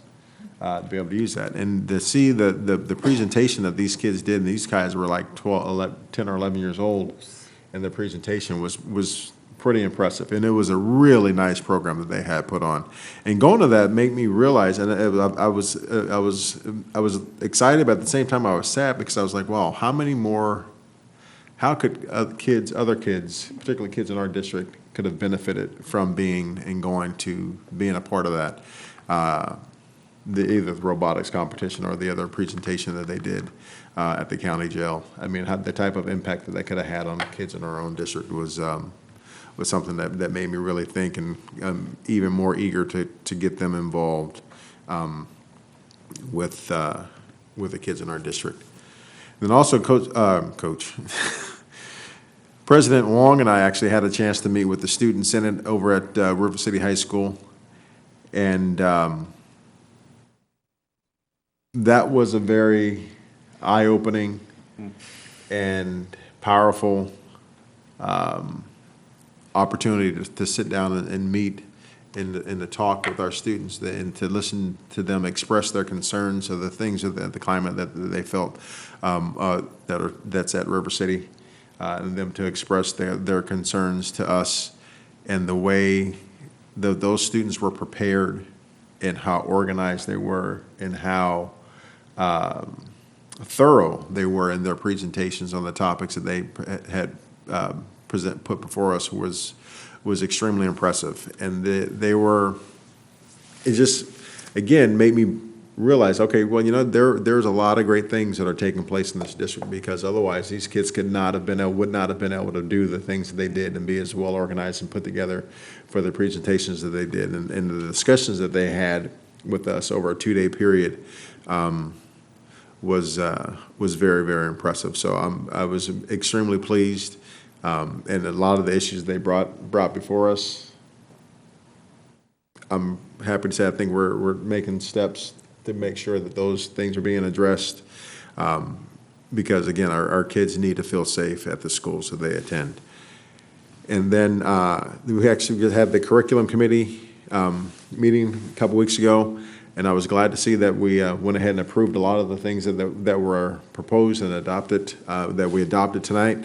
One other thing that was not presented at that meeting, but I think we definitely needs to be taken consideration, hopefully it's brought to the board soon, would be ROTC students getting credit for PE for ROTC, because I know that's something that we do in Sac City, and it's for kids who have their hesitations about physical education, ROTC, that they do enough PT and things like that in their programs that warrant those kids being able to utilize ROTC as an alternative to fulfill the PE requirement for high school.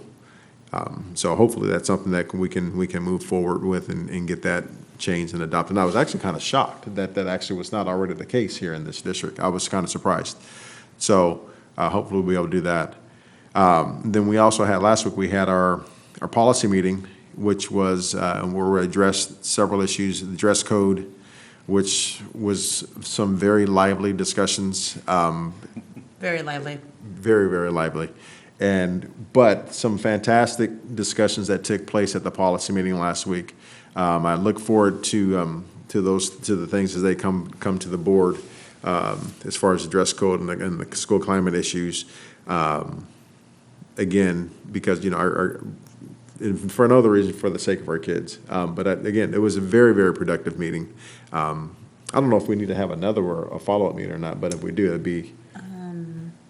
I'll talk about it. Yeah, and then we'll can kind of go from there. And then I will defer this one to President Wong, because she was actually more involved in the Elkhorn project as well. I was there.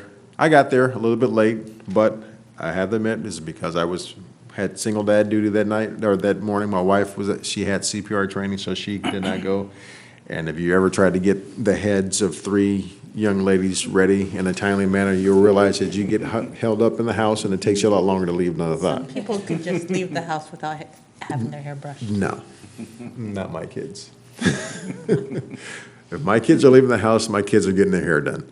So it took us a little bit longer, but I was there in spirit with the tools that I provided to help out with the project. But by the time we got there, all the work was done, unfortunately. And I have to admit that if you have not had a chance to go by and see the things that were done on the campus, it made a huge difference.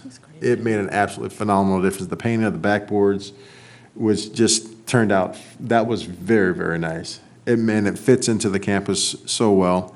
Blacktop still needs to be redone and reorganized and reconfigured, but for right now, it actually looks a lot more presentable for the school. And then last, I was also happy to see the number of substitutes that we had that were approved tonight. Hopefully, that continues, because I know that getting subs continues to be an issue in this district. It's an issue in my district as well. In fact, last Friday, I think we had 12 teachers that were out at my school in particular. Fortunately, I think we actually end up getting most of our jobs filled. But, so I know that's an issue, so it was good to see the number of people that we have that went ahead and that were approved as substitutes.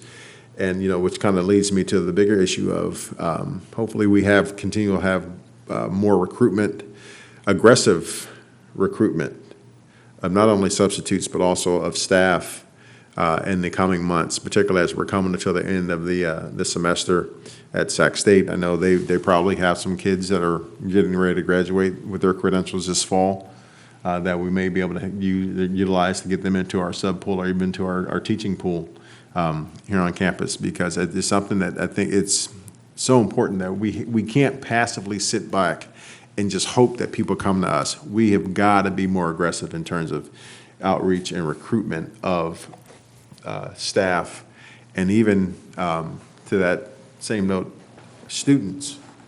We can't sit back and talk about or declining enrollment. Our enrollment's going down, our enrollment's going down, but what are we doing about it? We need to actively recruit and make our kids feel wanted, and talking with parents that are looking at alternatives for their kids as far as to other schools than the ones that are in our district.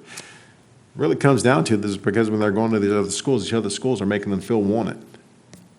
They want them on their campus, and they're actively pursuing our kids. And to me, it's a travesty that we put all the time and energy into our kids, kindergarten, first grade, second grade, all the way through 8th grade, and then when it comes time to high school, they go to another school on the other side of the river for reasons, because it's perceived to be better when in fact it's not. So, again, I'm proud of the work that we have going on. I look forward to the work that moving forward. But it's just, I like the steps that we're taking. I just think we need to be a little bit more aggressive in terms of some of the things that we're doing. Great, thanks, Clerk Jackson. Vice President Pizzotti? Yeah. First, I'd just like to say thank you to Superintendent Luna for working with the city on addressing an issue that had kind of popped up at Bridgeway Island.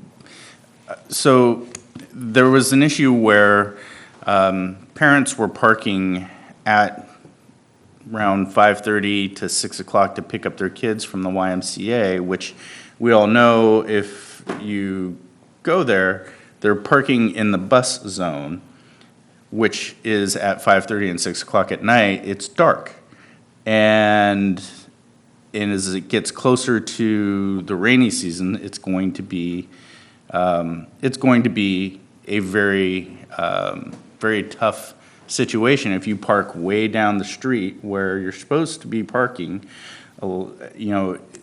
you're going to get rained on, your kids are going to get wet, and you're going to hear some complaining and so forth. And no bus parks in that area at 5:30 or 6 o'clock at night. So I want to say thank you to Superintendent Luna for working with the city on getting signage posted that says you can park in that area between, these hours, because we had a city parking attendant come through and start ticketing cars. On campus, not on campus, on the bus area behind in the back of school. Oh, I see what you're talking about. Yeah, yeah, It's yeah. revenue generation. So It's a revenue generation. and it's not the parking person's fault because they're following the letter of the law, right? Because it is a red zone. But in reality, common sense tells you there's no buses there because The law's it's the law, Vice after President school. Pizzotti. That's why I want to say thank you to the city and to Superintendent for working this out. I appreciate it. I am so thankful that we have good counterparts in the city that were so easy to work with. So kudos to them. And then I went to Parent University at Bridgeway Island, and it was awesome. Kevin Bracey put on a hell of a show. Dr. Bafico, this was her first time being introduced to Kevin Bracey, and she was not prepared for his exuberance. She was not familiar with Mr. Bracey and how energetic, and it was kind of interesting because the parents, this was a lot of their first interactions with Kevin, but the kids that were there, when he said reach one, all the kids said, they did their thing. So each one, reach one, right? So the kids knew, but the parents were like, what's going on? So it was really good to see that interaction. And he, I think, really had a motivational impact on the parents. And Dr. Bafico was, her eyes were wide open. She's like, I love this. This is great, So that was it had a good turnout. And I was pleased to see, the impact that was had there. Then I went to the PTO meeting the following, it was just last night. Yeah. Jesus, sorry. The PTO meeting last night, and they were reporting that the Fall Festival did really well in terms of their finances. Apparently, the dunk booth does really well when you have 2 school board members and a principal sitting there. A lot of people want to throw balls at you. So they just said that this year the way the vendors were worked out, they had a lot of students that were on site that were actually volunteering and helping. So it turned out to be a very good festival. And then registration started this week, I believe, for the Beef Fun Run. So that's their next fundraiser coming up. And then now to kind of bring it back to a more sad note and I guess heartbreaking note, I want to talk about the Saugus High School shooting for a minute. And I feel like I've had to make these statements too many times in my short period of time on the board.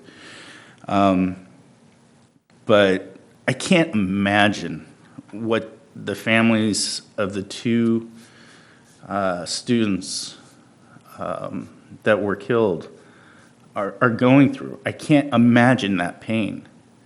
I can't imagine dropping my kid off to school one day to find out I will never see her again. I just can't understand that. But more importantly now is how can this become normalized? How can we let our children think that this is the way to resolve an issue or a problem that they have? It's hard enough being a teen. Having to go to school in fear that you're not going to make it through the day is something that no kid should ever have to go through. Our schools should be the safe havens for these kids. Many of the kids at Saugus will have PTSD and long-lasting psychological effects from this incident. So how can we allow this to be the new normal? It's happening everywhere. And it's California with very strict gun safety laws. It still happened here. I'm absolutely pissed that this child was able to get his hands on a gun. I'm absolutely pissed that guns seem to be the answer.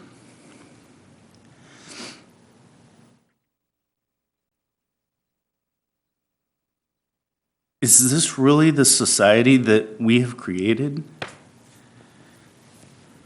Is this the society that we want to live in? We need to change. I know Gandhi said, be the change you want to see in the world. But we really need to be the change. We have to change our culture in the way in which they perceive problems of, mental illness and guns and how they're relating to each other.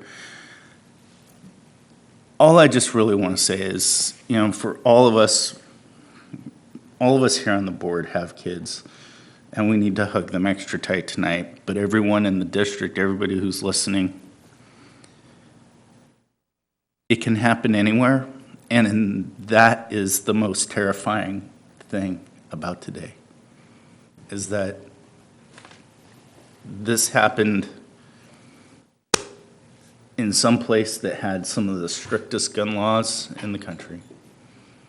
And so I just wanted to conclude with that. Thank you, Vice President Pizzotti. On that note, I feel that this district is doing a lot for our students, and I was just at a Sacramento briefing on the Children's Roundtable where Moms Demand Action who were there, and quite frankly, they said you actually can't predict it. You don't know, right? So, I think that's the nerving part of it. So, to the degree that we can work with the Moms Demand Action on just educating kids, I know that the Yolo County chapter wants to work with you, Superintendent Luna, and hopefully they'll be reaching out soon on providing some materials to our schools for awareness. So that's something we can do. And I think that that's just, we have a good board, we have good vision. So on that note, I was really pleased that we were able to do our equity walks with the CSBA Equity Network folks and had some good conversations. And they're hard conversations to walk into a classroom and or a campus in 5 minutes and just with that equity lens. But I think it was healthy, and I would encourage us to do more of that type of to make it okay that we walk into any classroom on any campus, and it'll be okay that we're not judging. We're just trying to evaluate whether or not we're doing a good job as leaders, and providing the campuses the things that they need to do well and thrive in the environments and feel safe, if you will, in those environments.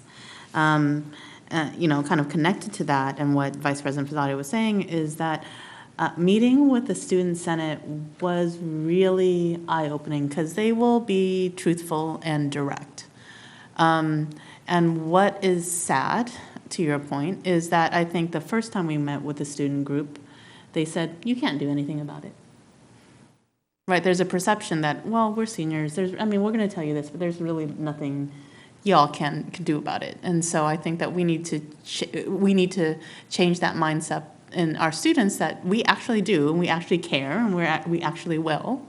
And that just takes time, right? That when kids, as I said before, when kids and teachers feel that they're connected to school, all that will change. That if there's high connectedness, right? That that students are not disconnected from the world and from the community. That is, they spend the majority of their time, their waking hours with school or their peers as students. So to the degree that we can look at that CHKS data and we say, wow, these are the data, dig deep.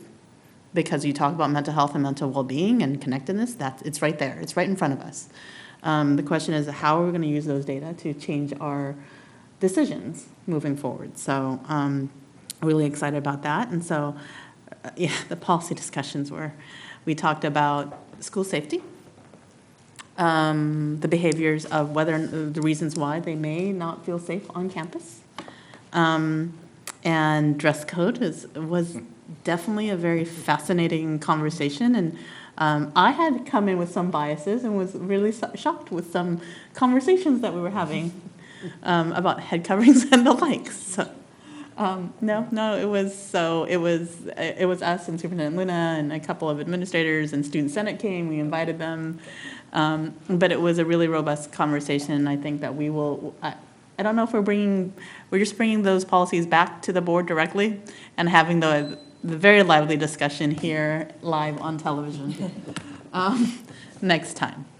But, and the other thing that we also we talked about school climate writ large, which included cell phone policy use, which, by the way, we actually have policy in place that actually restricts cell phone use. So it's a matter of what we've come to find out is that we actually have great policy, or laws, if you will, on the books. It's about implementation and whether or not people know what those parameters on those guardrails are. And we have suicide. We have all these things that we've passed: suicide prevention policies, this, that, the other. We just have to implement them correctly, right? But I appreciate the students bringing it up and then saying, "Okay, we don't feel safe because this, that, the other." And I'm like, "Oh no, Vice President Pizzari and I passed that, blah blah blah." And so, actually educating students, saying, "Hey, no, you can do this, and this is how it is." And well, it's kind of gray, and so we need clarification. So. But with that said, also part of our equity plan is increasing student voice. And I appreciate them being able to work together with the Student Senate prior to our policy subcommittee meetings. What is it that what are the policies that you're thinking that are unfair? So let's have this, and let's have a discussion in a formal way. And I think that what we learned from the equity conversation is if we really want to elevate youth voice, we really have to elevate it and take those comments seriously and adopt or change policies accordingly, if within reason. So that was exciting. So, and Elkhorn, everybody, what is the Elkhorn Beautification Project? So a bunch of PTO parents from Elkhorn and my project church where we meet over at Stonegate, we decided to organize a beautification project on Elkhorn's school site. And you Mr. Buse, you were taught there, so you remember what it was. So I thought we were just going to paint some things. People brought out chainsaws and a number of other things. And I said, whoa, personal chainsaws. No, nobody got hurt. Nobody got hurt. And we thank you, Mr. Benitez, for allowing staff to work with us. And I must say your staff were wonderful. They were absolutely wonderful. They were professional. They kept us safe.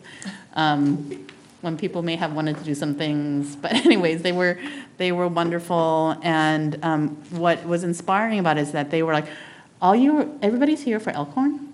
Why are you guys here for Elkhorn? People from Sacramento, all over the place, repainting the the basketball courts, and Principal Garcia bought new hoops.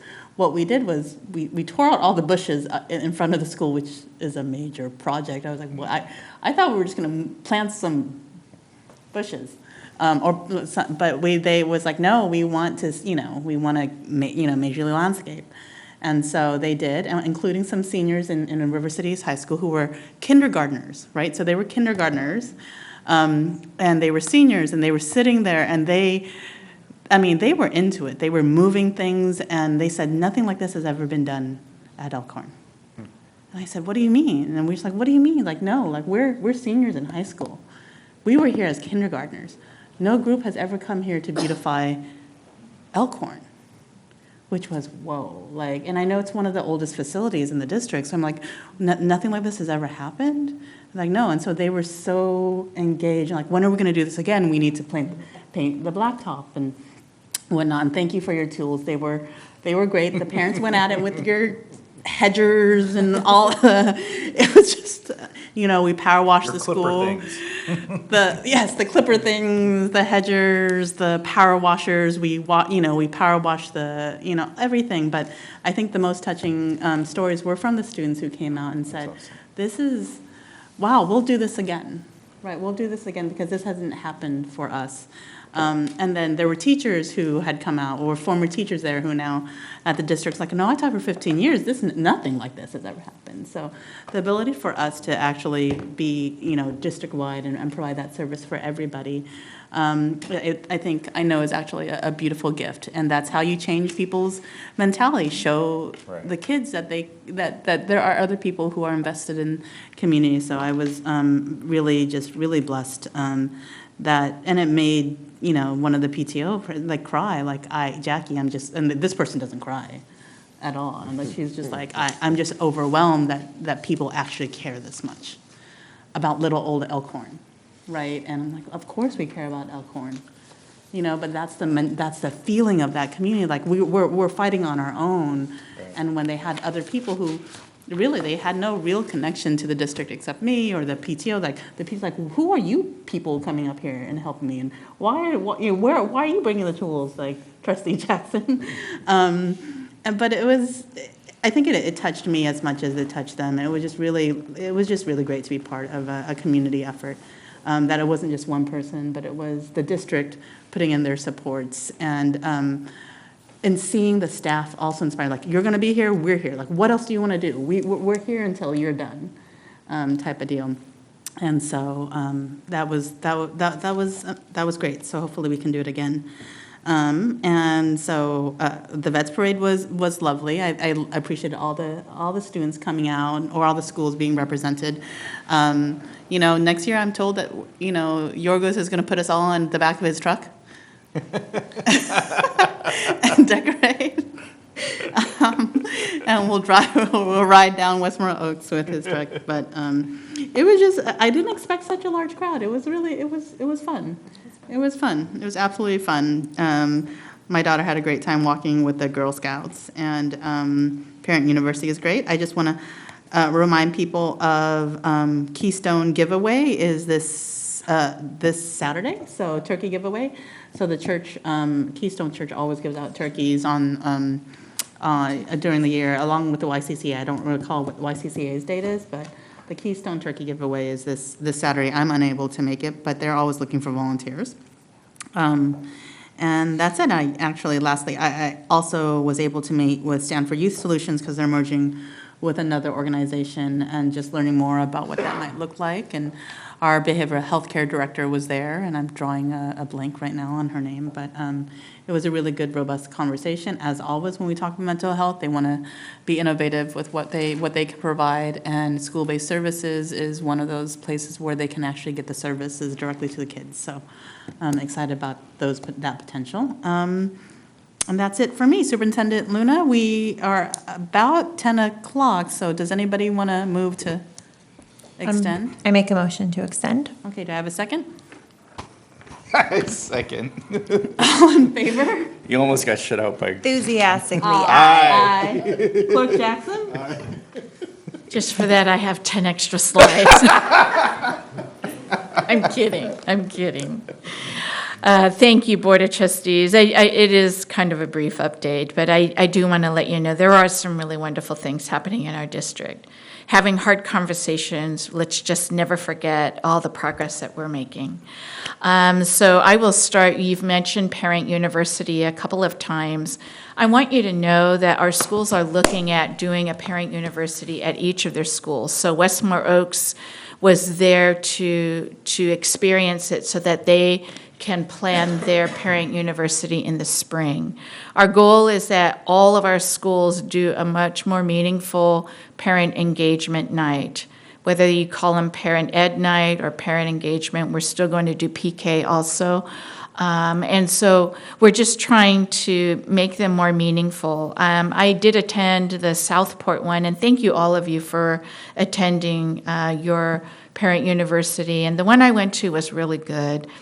I learned a lot from our SROs. It was on the social media, and it was so great for parents to listen to that about really checking your student's phone and helping your student to know as a parent that it's there forever. It never goes away, even though it's deleted. So thank you to our SROs for doing that course at that night that I attended. We did have a recruitment fair, and at our recruitment fair, I want to give a shout out to our HR department for really tackling this. I think this is the first one since I've been here that we've had one, and so it was a great idea, and I appreciate the step of faith that, yeah, we need to do this, and people will come. People will come. So here's just a few pictures there. We had lots of other administrators there just to meet the public as they came. So here are the results of the recruitment fair. 28 people attended. We actually received 9 applications for substitute teaching.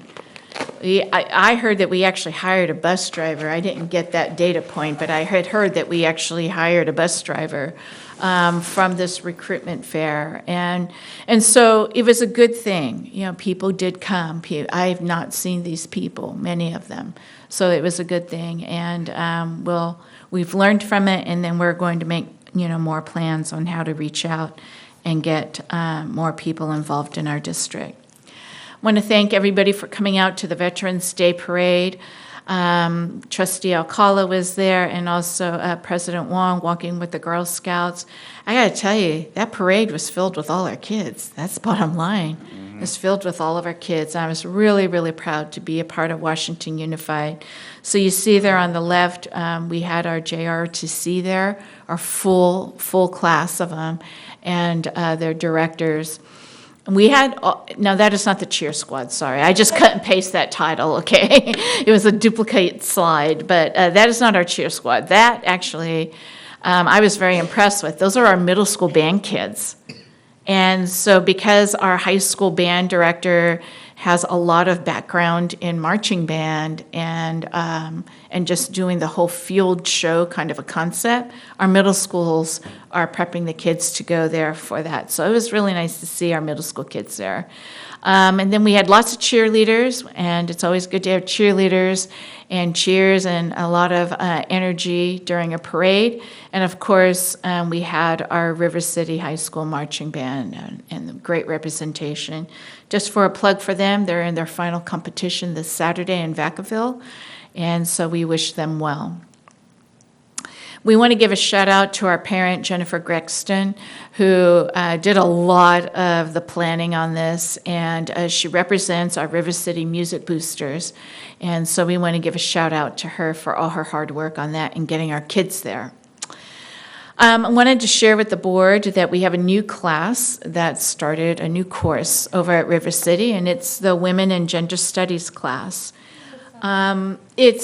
It's phenomenal. Well, first of all, the teacher's phenomenal, Melissa Baldwin. But this is the first time it's being offered. It is A through G approved for our students to take. And she wrote the course as a one-term course. So the students in this class, it's a full class, and what they are really studying is women in our society and how are we affected as women leaders in our society. And they've had special speakers. I was so honored to be asked to go and speak to the kids. Just wanted to, really good conversations. We really did. They asked me good questions. Do you have moments of doubt? And if so, where do the doubts come from? So we had a really good conversation about that. Have I ever been discriminated against for being a woman? And do you feel that you stand out from others? Really good questions. What is it like to serve for so many people and children for a district? Yeah, that's when my eyes bugged out. When they realized, the depth of one position. The one question I'll leave is, why do you want to work for Washington Unified? And so I told my story that I chose to come here. And I just told them, I said, I see myself in you. I've walked there. You look like me. My husband looks like you. And that's why we're here, because that's where I want to be.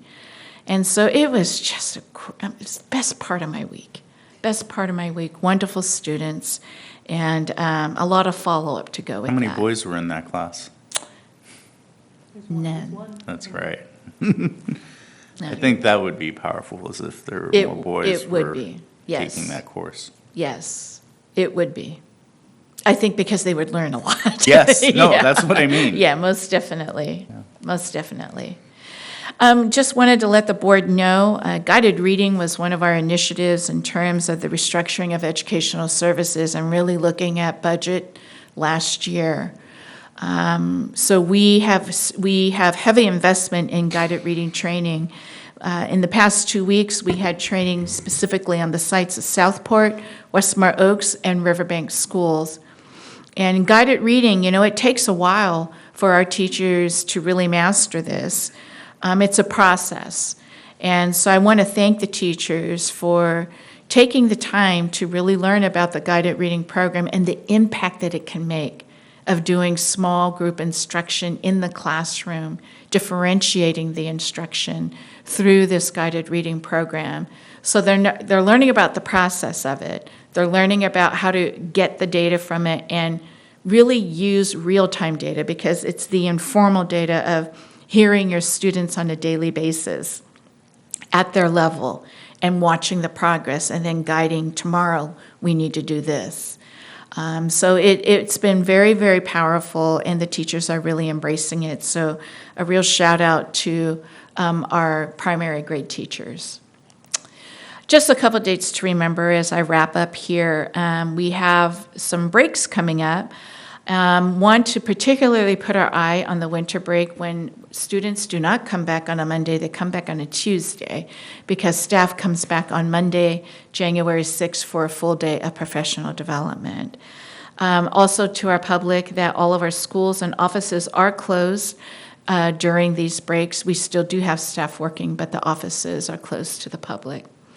Finally, we want to also put on the radar for our community. We have a preschool, transitional kindergarten, and kindergarten registration happening in our community on that Saturday, January 25th. It's a busy morning across all of our schools on that day. We also want to let everybody know that this year will be different in that all the after-school care programs will be there taking enrollment and registration for after-school care as well. So it's busy time coming up after the holidays. And I think that's my update. Thank you. Thank you so much. We're moving on to future board agenda items. Does anybody have anything? If not, I have a couple of things that I was tracking. So possibly proposing a vaping resolution, and I would also like for a future board agenda item for us to consider a climate change resolution as well. Yes.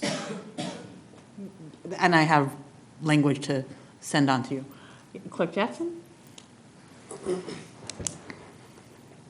Well, it just triggered a question that actually I had about that. Because I remember this time last year, we're going through the fires, and I know the topic had come up about adopting some sort of board policy as far as air quality. And I don't recall if that ever came back to us or not, if we're actually formally No. adopted something. We should have put that on the subcommittee for policy. Yeah. So that will be, Yeah, so I guess we'll meet again again on that. We'll meet again on that. So, Okay. yeah, no, thank you for that. Yeah, I think that, I don't think CSW has a formal policy, but Doesn't mean we can't make one. we can make one. And some of my students, actually, school nurses, created a model that I think is pretty good, so we can start with that, and then we can go from there. Yeah, I think that'd be great. So- I mean, because, in the heat of the moment last year, yeah, it was easy to think about it, and I think now that it's No pun not intended. around. Yeah. Out of sight, out of mind, but it doesn't mean, just because it's not smoky outside, doesn't mean still don't have days where the air quality is gonna be bad, so. I think that's right, and we'll put that on any other, anything else for the policy subcommittee to consider as well, on both? Future board agenda items or any other, does anybody have anything? I have nothing for the policy committee, but I was thinking just if we can get dates set out for our budget, the second budget meeting follow-up, so that we can Yeah. vote, do our schedules real quick and make sure we can all be there. If we can vote on that for put that on the board governance for the next board meeting in December, that'd be great. And I guess I will see you guys all again at CSBA. So, and if there's nothing else for future board agenda items? Motion to adjourn? Motion to adjourn? Happy, there's Turkey Day too. Happy gobble gobble day, happy Thanksgiving, happy break, all Oh, of I that. guess I didn't realize it was our only meeting this month. We can schedule another meeting if Nope. you'd like, for any other reason you'd like, Clerk Jackson. Okay, I have one motion to adjourn. Do I have a second? Second. All in favor? Aye. Thank you.